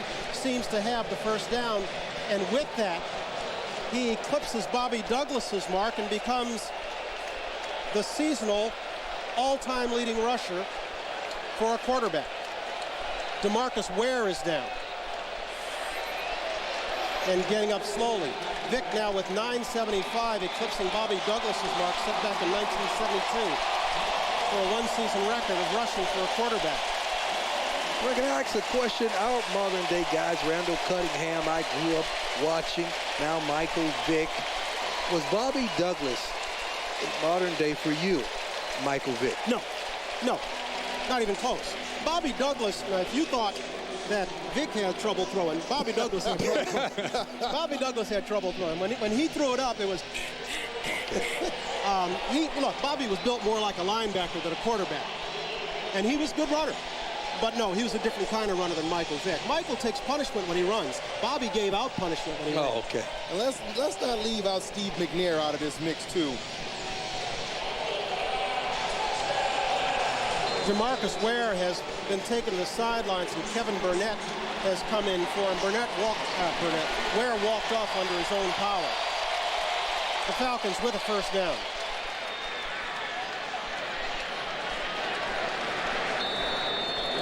Here's a look again at top rushers among quarterbacks for one season. As you can see, Michael Vick figures prominently.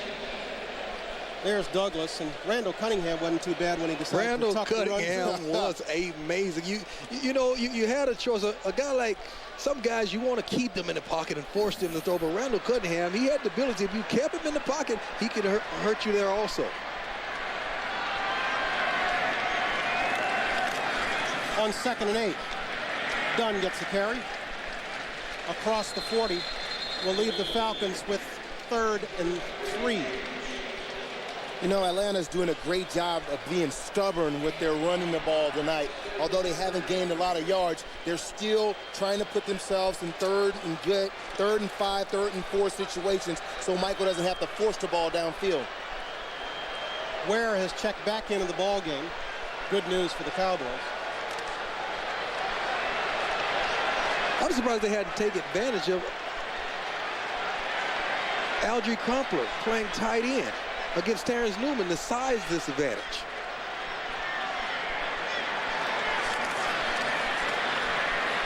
Vick throwing this side in and out of Algie Crumpler's hands, and it was Newman on the coverage with good coverage there. But great coverage. One of the best cornerbacks in the game today. His quickness, that's why Mike Zimmer, defensive coordinator, would put a guy like Newman on an Algie Crumpler who gives away about 100 pounds in his matchup. Was that ball late coming out? Yeah, it was late. That was it. He went back door. He went front side to Jenkins to look at him first. Then he came back across the field. That was his third read. And so Kanan will have to punt it away to Patrick Creighton.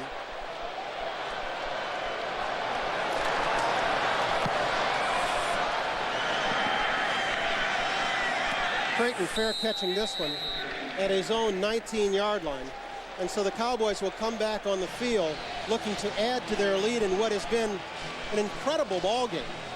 A ball game that Tony Romo and Michael Vick have dominated.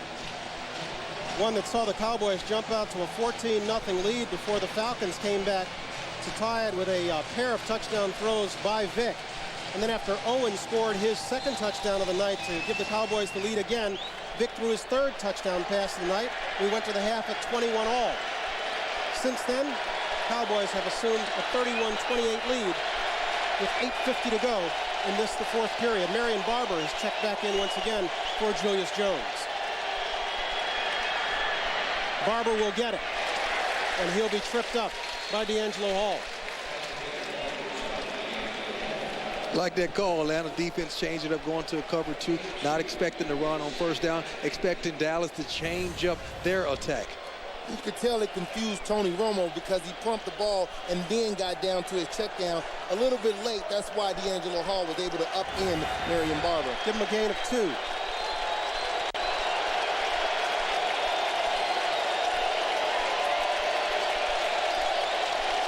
Barber is the deep back, tight end Jason Witten in the up back position. Romo out quickly, Terry Glenn. Caught along the near sideline, pushed out at the 41-yard line by Allen Rossum. People make a big deal out of T.O., and rightfully so, but Terry Glenn, he's a #1 receiver. He's not a 2. He's 2 because you're on a team with a great Terrell Owens, but this guy runs routes. He has great hands. His work ethic is unbelievable. In fact, the Cowboys, one of only 3 teams with 3 guys with 45 catches or more. One of only 4 teams, excuse me. Baltimore, Miami, and St. Louis being the other 3. Glenn with 4 catches for 85 yards now. All 4 of his catches have resulted in a first down. This time he'll try the other side to Owens, and D'Angelo Hall trips him up. That play normally works when you have average cornerbacks backing off T.O., giving him 8 to 10 yards, and then they have to come up and make a tackle off this big joker. D'Angelo is so fast. He's fastest man in the NFL last year over to the Pro Bowl, and he closes so quickly on the ball. Got Deion Sanders speed. I think he has better than Deion Sanders speed right now. I didn't mean present day. I'm close to having present day. 2nd and 10. We move down to the 7-minute mark in this ball game. Romo with time, completing this one once again. Looks like Witten gets them into Atlanta territory, the 46-yard line. Right here, Dallas offensive line and running backs do a great job at picking up the blitz here so Romo can deliver the ball to Jason Witten. Witten now 5 catches on the night. He's got 56 yards.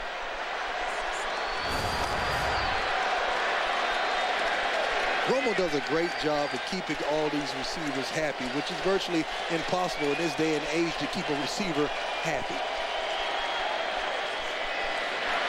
Wide to Glenn once again, stiff-arming Allen Rossum, and Rossum didn't like it, thank you. Letting him know about it. Yeah, don't let me know about it after the play. Let me know about it during the play. Come up and make a tackle and cut that 11-yard gain into a 4-yard gain. Here's a look at what we were talking about, the Dallas receivers, and the big night they're having. I'm not real good at math. Let me see if I can do this quickly. We got 151. We got 230, I do believe, among the three of them.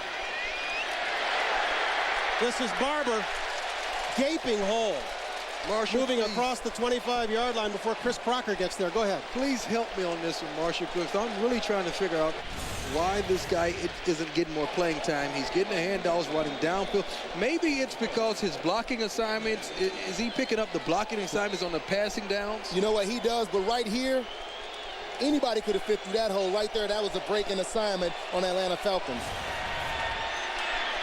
Barber again spinning his way to the 16-yard line, in and out of the grip of Edgerton Hartwell. What about that one? Oh, you know, typical Parcells. They run the same play to the other side. You know, they run the counter play, and Barber right here makes a good move, gets him to the open field. The old hand-down trick, I like that one. As we move inside the 5-minute mark, it's getting the crunch time for the Falcons. They are down by 3. They need to limit this to a field goal attempt, or they'll be down 2 scores with very little time remaining.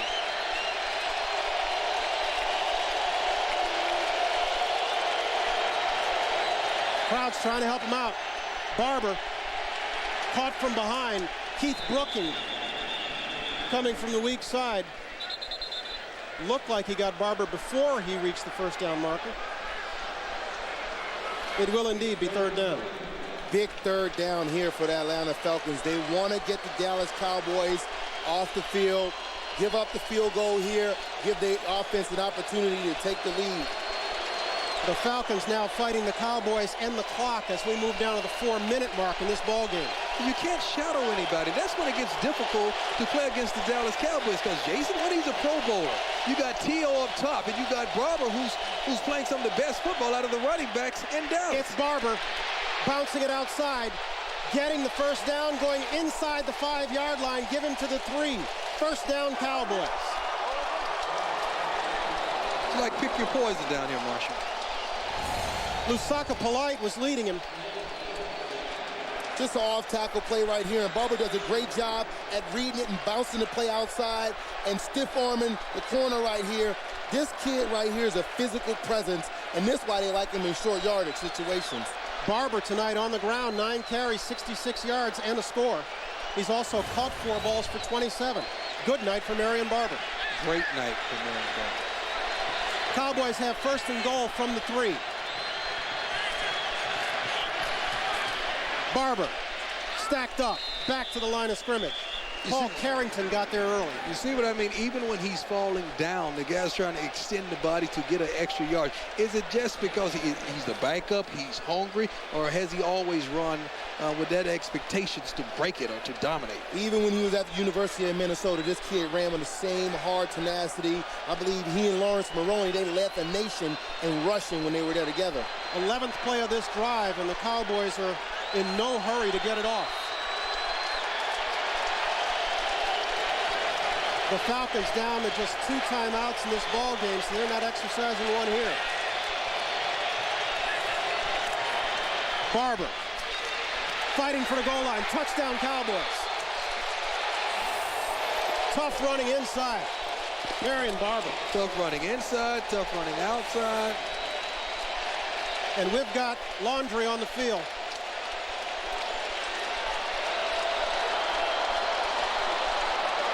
Let's see what the call is. After the play was over, personal foul, unnecessary roughness, defense number 50. The 15-yard penalty will be assessed on the kickoff. That's Hartwell, who was flagged. But more important to this game, Barber's surge has given the Cowboys a 9 and what's expected to be a 10-point lead with just 2:18 to play in this ball game. That was Hartwell with a right to the back of Gerard's head. You know, Brian, I have to say that the Dallas Cowboys offensive line wore down the Atlanta Falcons defense on that drive. It was a must-have drive, and they executed 11 plays, 80 yards, and ate up 632. And with just 2:18 to play in this ball game, the Cowboys have moved in front by 10. They're out in front, 38-28, and the clock is ticking on Michael Vick and the Atlanta Falcons. We're back to see what they can do right after this. Don't walk up to guys and tell them stuff while the game's still going on.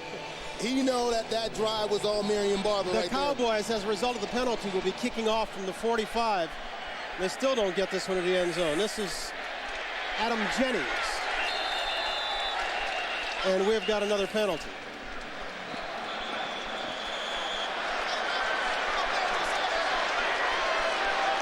We'll wait for the call.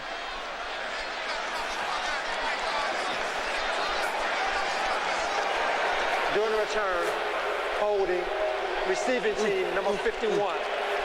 Half the distance to the goal, first down. Don't forget, stay tuned for the Home Depot post-game show. Full recap and news from around the NFL. Or should I call it the Rich and Mooch show? Yeah, I don't think, Marshall and I have been known to be pretty quick in our days, but I don't think we could get down there that quick. I'm going to try to. I'm going to try to make it. You guys are going to bring us home. You better give me a And call. by the way, we're saving Dick Vermeil's voice for next week. Please. He'll be with us in Oakland. Go. As the Chiefs visit the Raiders. The Falcons have a monumental task at hand. They're down by 10 with 2:13 left and just 2 timeouts. Swings it this way to Crumpler, and he can't get out of bounds. He's in the arms of Anthony Henry. Right, this stage is set for Michael Vick to be Michael Vick. Well, he'll have to be. They've hit the 2-minute warning here in Atlanta, and the Falcons need 2 scores if they're to get back in this one. Get in the middle of flavor. Do Wendy's new Double Melt and do what tastes right. Microsoft, software for the people-ready business. We're back in Atlanta where the Falcons' challenge is pretty clear. They have 2 minutes and 2 timeouts for 2 scores. If not, they go home a loser. Vick will throw. Flushed out, coming back this way. Escapes one tackler and gets out of bounds at the 31. That one ate up 11 seconds.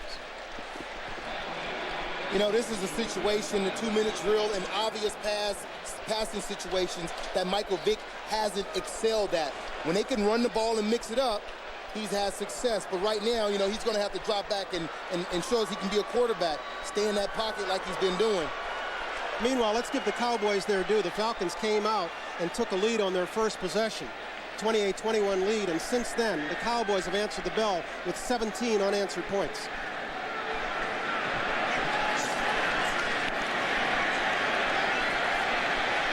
Vick, this side, out of the hands of Warwick Dunn. That throw a little high. We have another flag.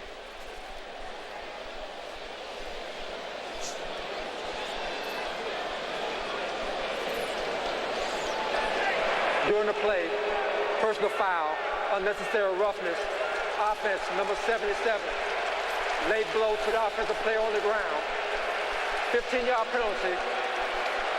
Replay first down. Tyson Clabo. Meanwhile, that is the 3rd unnecessary roughness penalty on the Falcons tonight. This team isn't explosive enough to warrant those type of penalties. I mean, this is their Achilles heel. They're backing themselves up 15 more yards, making it impossible for Michael Vick. This is the time in the time of the game where the receivers have to step up. I don't even see Algie Crumpler on the field. Now, that's something that I don't understand. His best receiver is standing on the sideline. Push back, looking at 25 yards for a first down. Regaining his balance as he's flush. Throwing deep, wide open. Couldn't get it there. Was going for Roddy White, who had Newman beat on the far side. But Vick understandably couldn't get it there.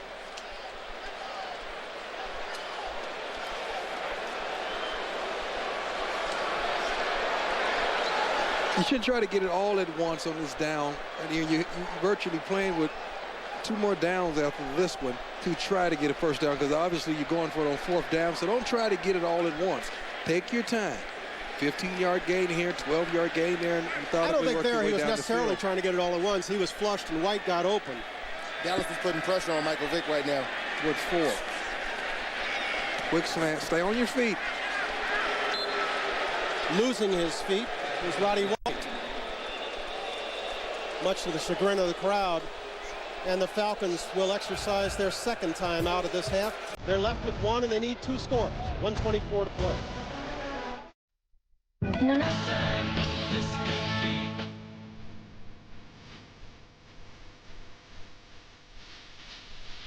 Brett Favre and the Packers host the Vikings Thursday night at 8 on NFL Network. Well, this one's strange. Mike Vick's night would appear to be done. He has taken himself out of the ball game, and Matt Schaub has trotted onto the field. It would appear that Vick strained his groin, hurt his groin, when he was kicked there by Jason Hatcher and pirouetted out. But, Dion, you said he just can't come out of the ball. Yeah, you can't come out of the game. And the fans behind there seeing their star, their $100 million man, come out of the game. They don't want to see him come out of the game unless he's carried off the field. So Schaub, pressed into service, will throw this one to Crumpler. He gets out of bounds, and it looks like on 4th they will need about 6 yards. Michael Vick's night, 16 of 24 for 237 and 4 touchdowns with 1 interception. He had 8 carries, 456 yards. Statistically a good night, but again, you do have to wonder, him coming out of this ball game at a crucial time. Right now, Dallas defensive line is basically pinning their ears back and rushing the quarterback. Let's see if Schaub can keep Atlanta's hopes alive. He's got time. Throws this side. Justin Griffin. They'll get the first. Back to about midfield, but we're moving to the 1-minute mark, and they're down to just 1 timeout. Griffin has to get out of bounds on that play to stop the clock.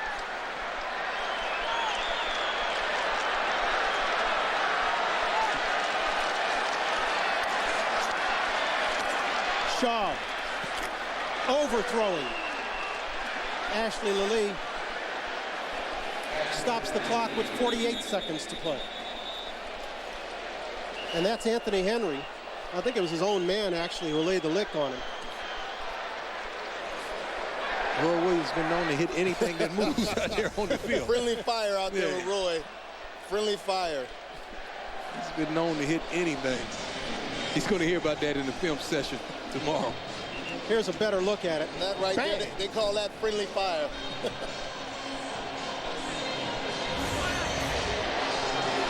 The word from the Atlanta sideline is that it is indeed a groin injury of some kind for Michael Vick.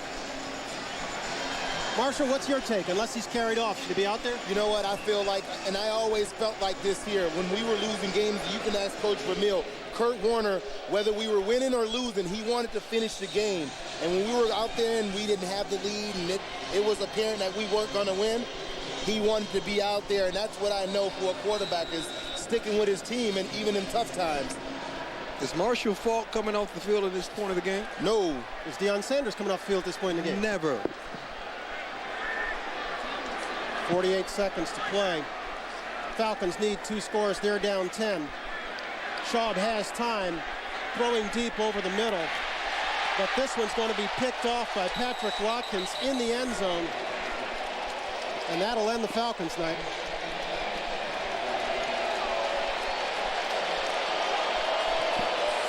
Schaub really didn't have much chance. No, he just wanted to make a play. Your receiver, you got to, you know, you need that one receiver that you have enough confidence in that you could throw the ball and put it up. You know, if you're in Carolina Panthers, you put that ball up, you know that guy down there is going to make a play on the ball. But guys, Roy Williams did a good job of cutting him off and not allowing him to finish his route. That right there should have been a flag. Guys, this is a Falcons team with 3 number 1s in their wide receiving core.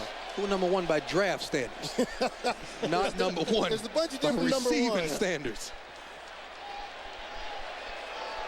They got to go out and get a number 1 receiver in the offseason. If they can, if one's available, they must give Vick some help. This one will come to an end without fanfare. The Dallas Cowboys with 17 unanswered points in the second half, winning this one by 10 over the Atlanta Falcons. Drops the Falcons to 7-7 as they look to entertain. In 5, they will go home to face the Philadelphia Eagles, who have their own big game tomorrow on tap in the Meadowlands against the New York Giants. That's going to be a good game there. It's going to be nice to see how does Garcia come out and play. He's been playing lights out as of late. So the Bill Parcells Dallas Cowboys go to 5-0 after a loss in 06. He manages to get his team ready, focused, prepared, even if it is just for one half. Tonight, that was enough to get it done. The Home Depot show is coming up in just a little bit. It'll be minus the two guys who helped me out. Thank you, Marshall Falk. Thank you, Deion Sanders. Anytime. Much appreciated. I'm Brian Gumbel. For all the good folks up here, thanks very much for being with us. Our final tonight from Atlanta inside the Georgia Dome. Dallas Cowboys 38, Atlanta Falcons 28.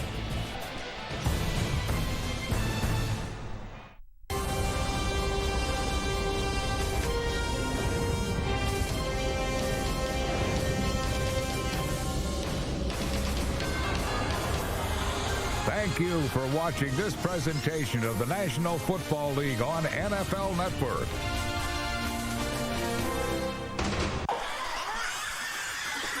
How long is this thing? I don't know. Now, come on, get to the good stuff. Oh, stop. There it is. Oh, that's it. Wait, here it comes. Nice. Look at that. I could watch that all day. One more time? Sure.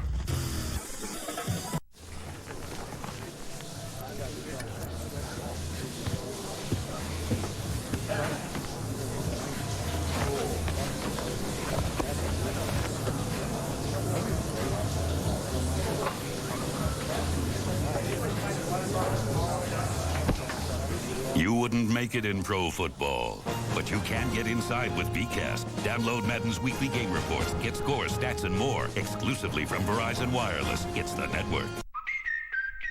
Beneath the placid exterior lies a cauldron of activity inside the Wendy's new jalapeno cheddar double melt.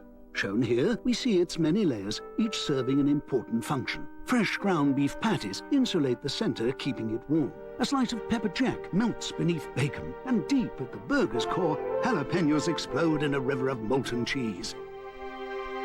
Man can only stand in awe of this miraculous way to do what tastes right. Hi, I'm Rick. Can I answer any questions on your new CRM system? Not really. It's pretty intuitive. Thanks. Ooh, honey almond. Heard the blintzes are good. You got any lunch? Can I answer any questions for you? Hi, got any questions for me? Nice system. Closing deals left and right. We're out of blintzes. With the right software, people can train less and accomplish more.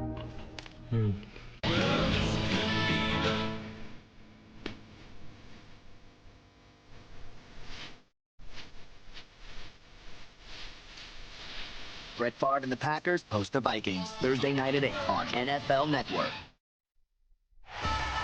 Saturday Night Football on NFL Network is brought to you by the Nissan Titan, proud presenter of the 2006 Heisman. Verizon Wireless. Watch John Madden break down the games exclusively on Bcast, only from Verizon Wireless. Welcome to the Home Depot post-game show. You can do it. We can help. And the Home Depot post-game show is on the air. Rich Odds and Adam Schefter. Steve Mariucci. We just saw quite a wildly entertaining game here in the Georgia Dome. A lot of playoff implications at stake as the Dallas Cowboys and the Falcons take on one another. Rare Terrell Owens' first half touchdown put them up 7-0, and then DeMarcus Ware with a pick six. His first career interception goes for 7 points. Dallas up 14-0. Rod Coleman's tip pass of Tony Romo's attempt to reach one of his receivers changes the pace of this game. Yeah, it was 14-0, and right away the Falcons get right back in it. And Justin Griffith, number 33, takes it into the end zone to cut the Cowboys' lead to just one touchdown. And then the next drive for the Falcons, Vic goes up top to Roddy White, who had 104 receiving yards in this game. Receivers have been known for dropping passes. They came up with some big catches tonight, Rich. And Michael Jenkins all alone in the end zone a couple plays after the White 52-yard gain makes it a one-point game. And the reason reason why we show you the extra point is because it's historic. Morton Anderson, with that 1 point, becomes the all-time leading scorer in NFL history. His teammates mobbing the 46-year-old who was born in the year that the Dallas Cowboys joined the league. We're tied at 14 when here comes Romo over D. Hall again. Yeah, when Terrell Owens is singled up, doesn't matter if it's D'Angelo Hall or not, he's gonna score points and make catches. 51-yarder puts the Cowboys up by 7, but with 20 seconds to go left in the half after a touchdown was called back, Vic finds Ashley Lilly for the 8-yard touchdown, and we're tied at 21 at the half. And Michael Vick finishes the first half with 3 touchdowns. And then he opens up the second half with his 4th touchdown of the day as he finds Algie Crumpler to set it up for a 26-yard gain. And then 4 plays later, who's 33? Justin Griffin! His 4th touchdown of the game for Michael Vick, ties a career high, and the Falcons are on top 28-21. 5 minutes and change left to go in the third quarter. Almost a fumble as this one goes out of bounds that was thrown behind the line, and it was a big break for the Cowboys because 5 plays later, Marion Barber cashes. 11 attempts for 69 yards and 2 touchdowns. This guy is really coming alive. And that tied the game at 28. The Cowboys get a 48-yarder from Martin Gramatica to go up 3, and this was a crucial 4th and 1 after they can't get it on 3rd and 1 early on.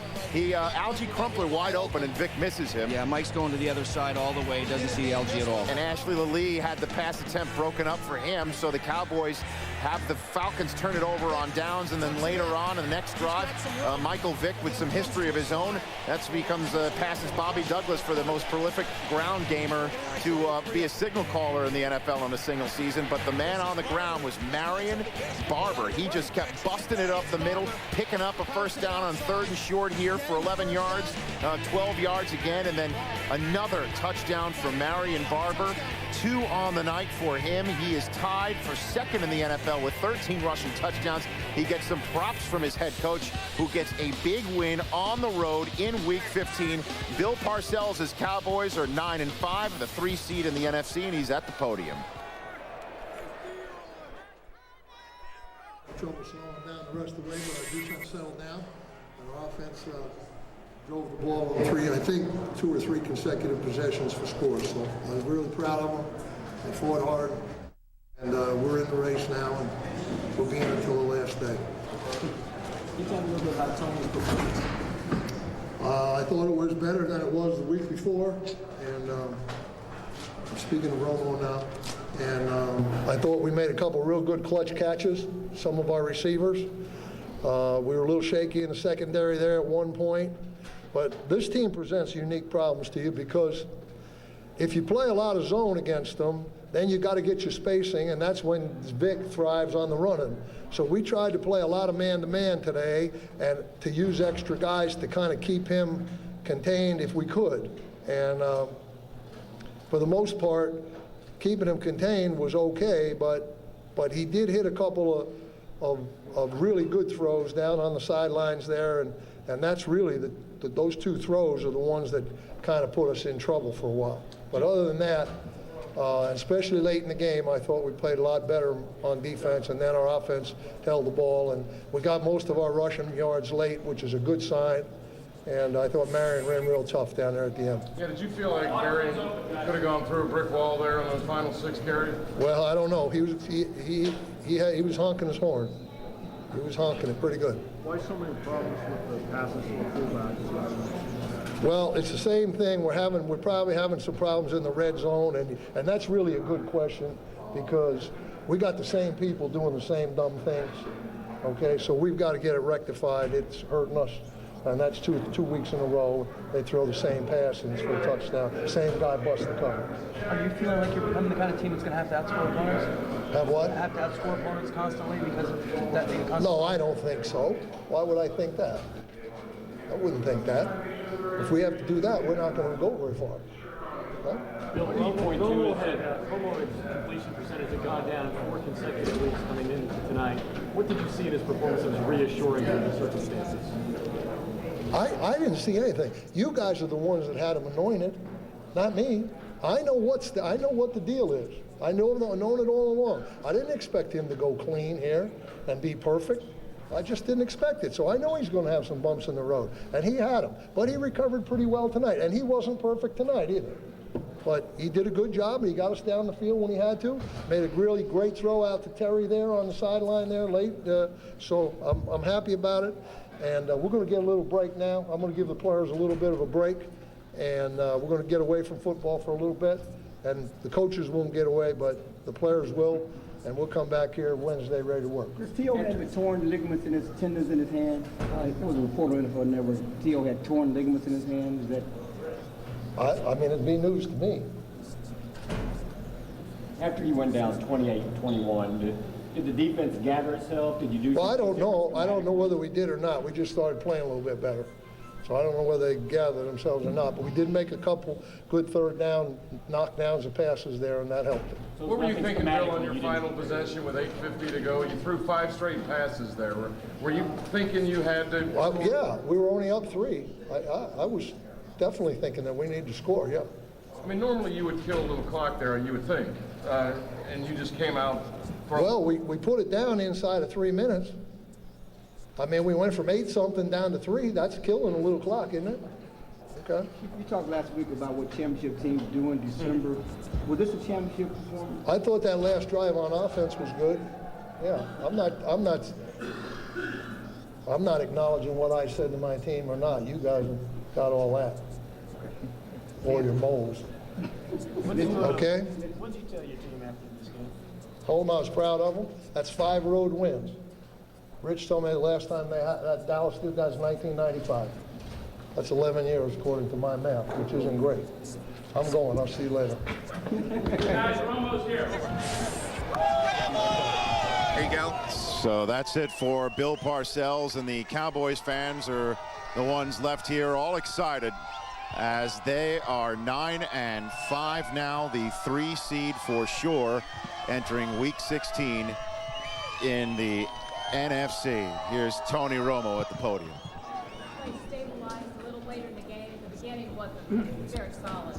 Yeah, I think we just executed better as the game went on. I mean, you know, teams give us something new every game. It seems as though they run some different things that they haven't run in a while, or that, you know, they're trying to do something different when they play against us. And sometimes just, you know, it takes us a little bit to make the adjustment. And when we do, you know, we usually can start rolling a little bit. You scored the final 17. What started to click offensively?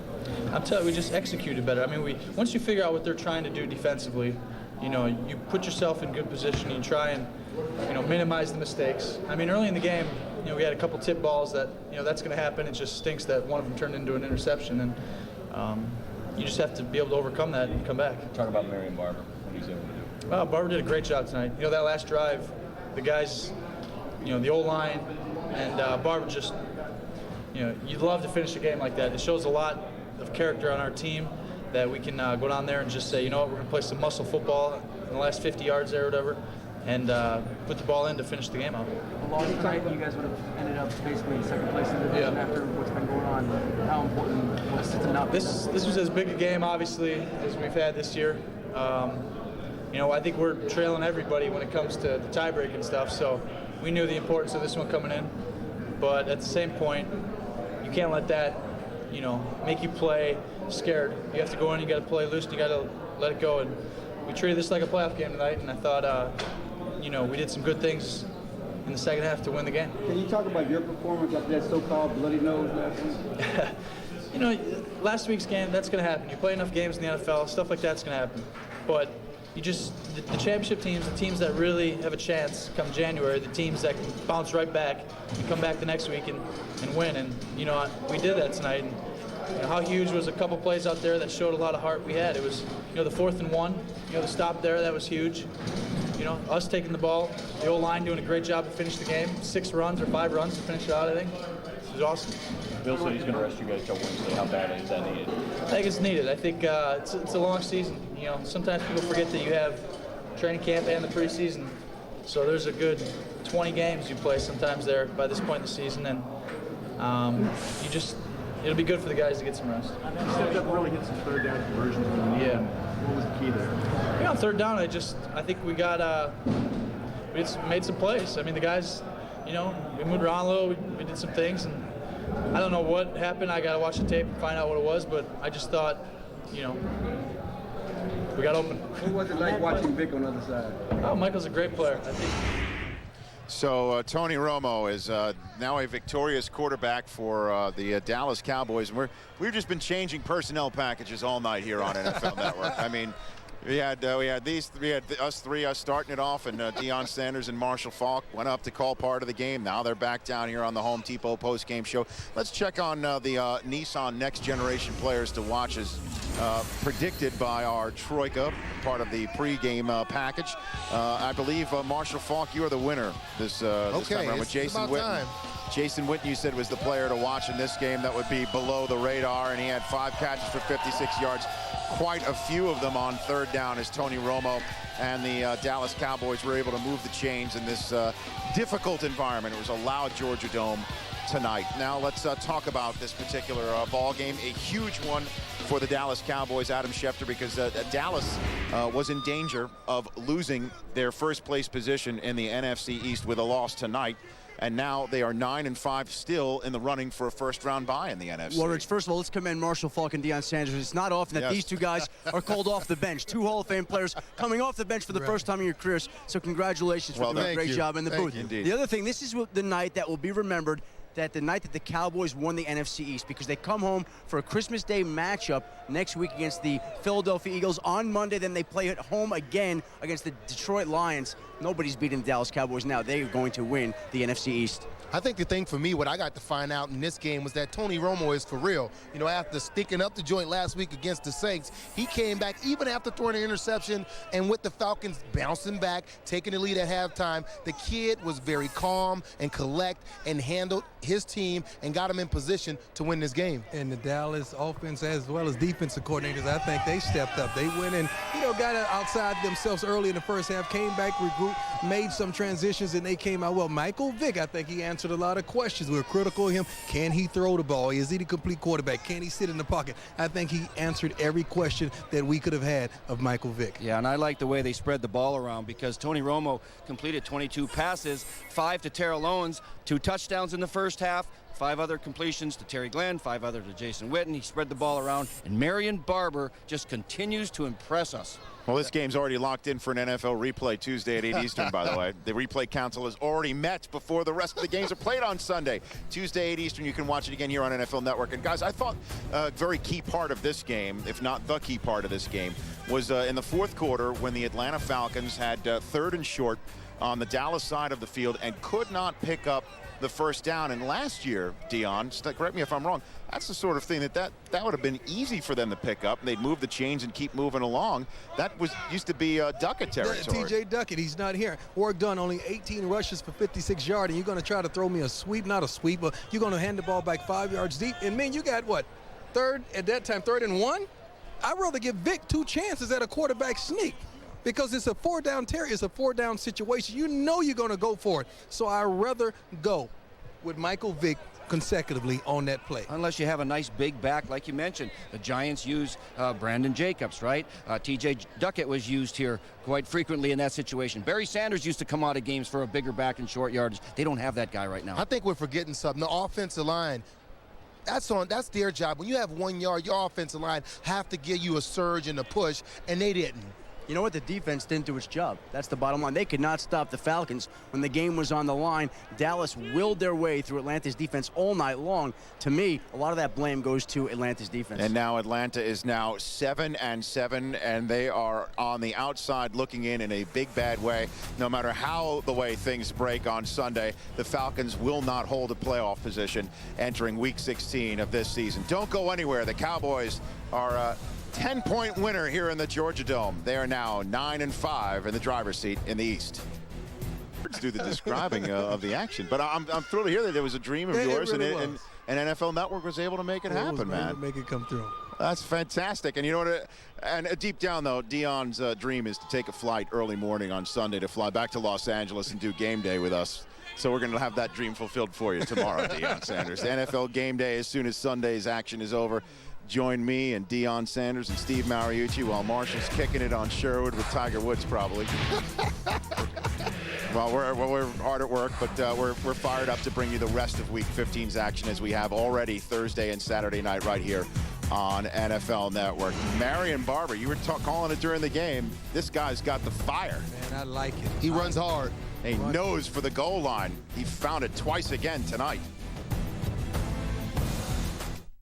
Hey, Stu, I need you to track down. On NFL Network.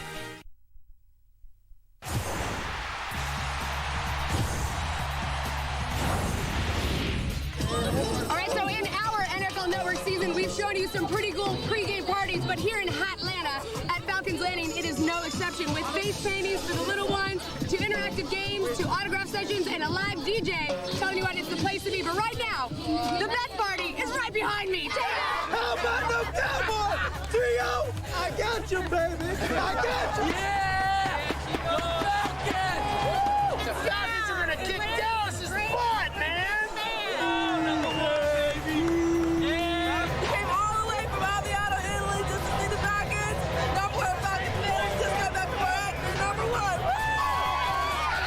Home Depot's most colorful fans, all NFL official team colors paint is available only at the Home Depot, proud sponsor of the National Football League. Now, during this game in the Georgia Dome, right around halftime, an Atlanta Falcons official came running up to most of us, all out of breath, saying that he had heard that D'Angelo Hall had gotten spat in the face by Terrell Owens on one of T.O.'s touchdowns. Apparently, T.O. gave him a little, I guess, sprayed it instead of saying it at some point. And we didn't know if that was the case or not, but Kara Henderson just spoke with D'Angelo Hall after the game, and give this a listen. I know it was a matchup you were looking forward to. What was it like one-on-one with you and two out there tonight? Oh, man, it was fun, you know. It was fun. It's always fun going up against, you know, some of the best receivers in this league. Do you feel like he was able to get into your head a little bit in the game? You seemed frustrated at times. No, not at all. Not at all. Not at all. You know, they came out, they executed a great game plan. You know, he had a couple nice catches. You know, you expect that. You know, he's a great player. You know, he's a great player. You know, right before the first punt, though, you know, we kind of got in each other's face, talking back and forth, and you know, I lost all respect for him when he spit in my face. So, you know, he's done too much in his league to you know, to be going around spitting in guys' face. You know, I lost all respect for him. You know, but like I said, he had a great game, couple nice catches, but as far as will we ever talk on the phone or do anything, nah, not at all, not at all. I lost all respect for the guy. I mean, that's like the #1 sin in the National Football League. That's something you don't do, is spit in another grown man's face. So hopefully the NFL can see it, you know, go back, watch the film right before the first punt on third down. We were kind of walking face to face, walking back to the huddle, and, you know, he just hauled off, spit in my face. So Cardinal sin #1. What do you think of this? You know what? Just disappointing, and I hope it's not true. And if it is, I don't know how he stood in the game, because I know if I was playing in this game and this would have happened to me, I probably would have got ejected for what I would have had to do to the guy that did that to me, if that was the case. And I'd like to retract the statement I said upstairs. I was like, D'Angelo has to stay up under control. Had I known that was the reason, that's Cardinal rule #1. In football, you do not spit in a man's face. It's so degrading and so foul that oftentimes players take this to another level off the field when they see one another in the off season. I commend him for keeping his cool and staying in the game. A couple things. That surprises me that T.O. would do that. I was around him for 6 years, and he never anything like that. However, I was in a game, San Francisco and Denver, where Bill Romanowski spit in J.J. Stokes' face, if you recall, on a Monday night football game, was quite an issue. There were a lot of fines, and it was a bad thing, and we hadn't seen it much since. Coach, is that the 49er way? if you're flip-flops. Nice. Yeah, that's what Chris Collinsworth said on Thursday night in Seattle. And if you remember last year's playoff game with Tampa Bay and Washington, Sean Taylor got ejected even though he was on the business end of a shove. A lot of people were sort of wondering for a split second what was that all about, and we found out that Sean Taylor had spat in, I believe it was Michael Pittman's face in that playoff game. So we're expecting, well, I believe T.O. is at the podium. Let's see if he addressed this.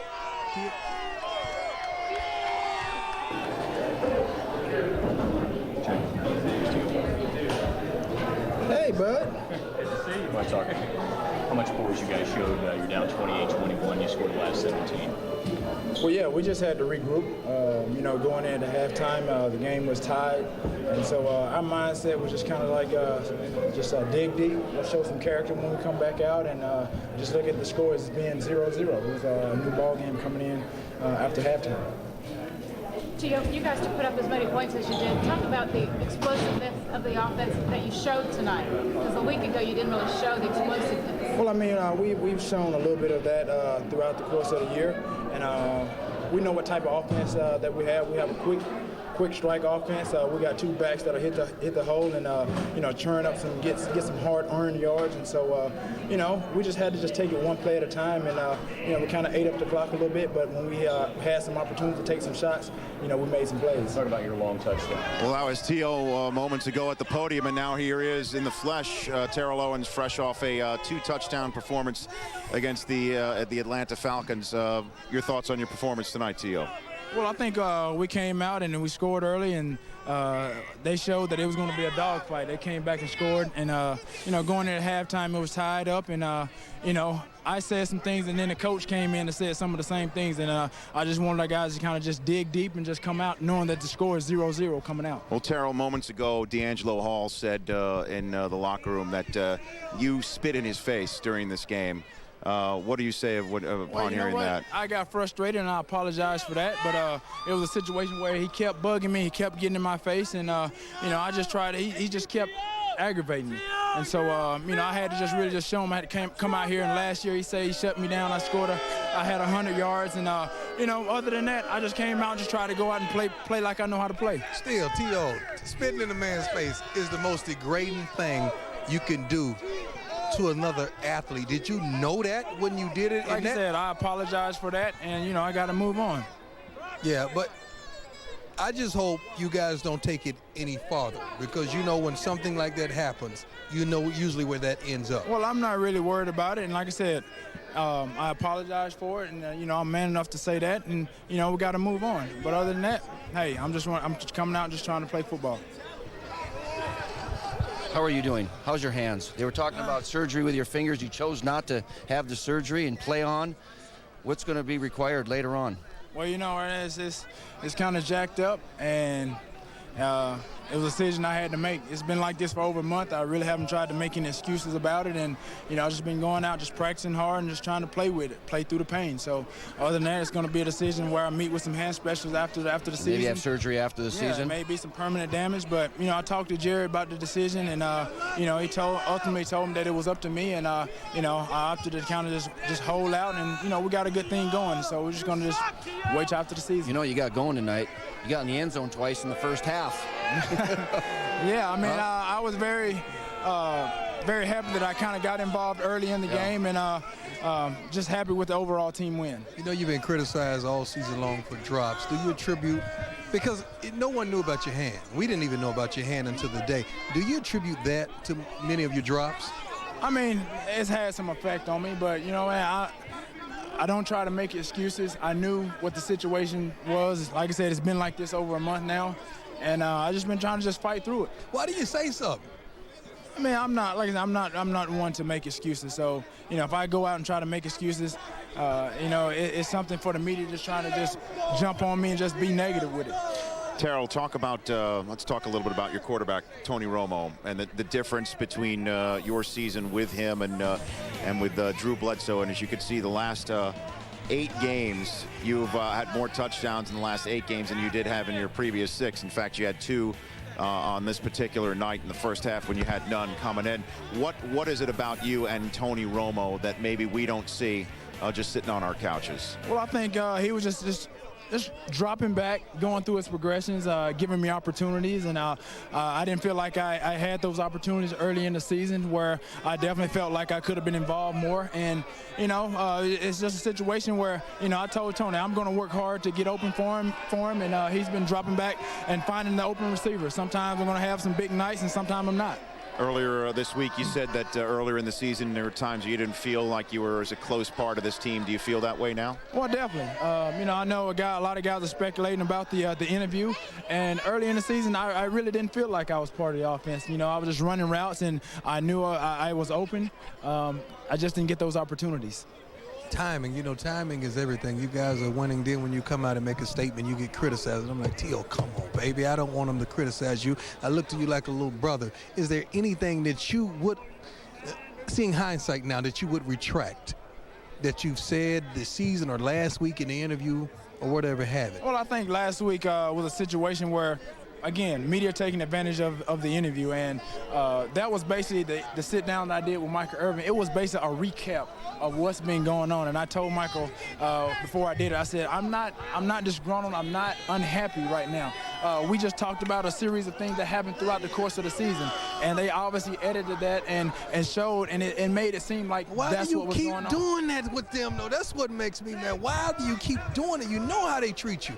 Well, I mean, I think this right here was definitely an eye-opener for me. And, you know, I talked to Michael Irvin after, and he asked me how it went. And, you know, it wasn't positive. And I just felt like that was something the interview I shouldn't have done at that time, especially with the way we were going. And, you know, I apologized to Jerry Jones after the game, you know, about that, because he came and he asked me about it. And, you know, I just said, you know, it was frustrating. And, you know, it was a situation where I should have just waited.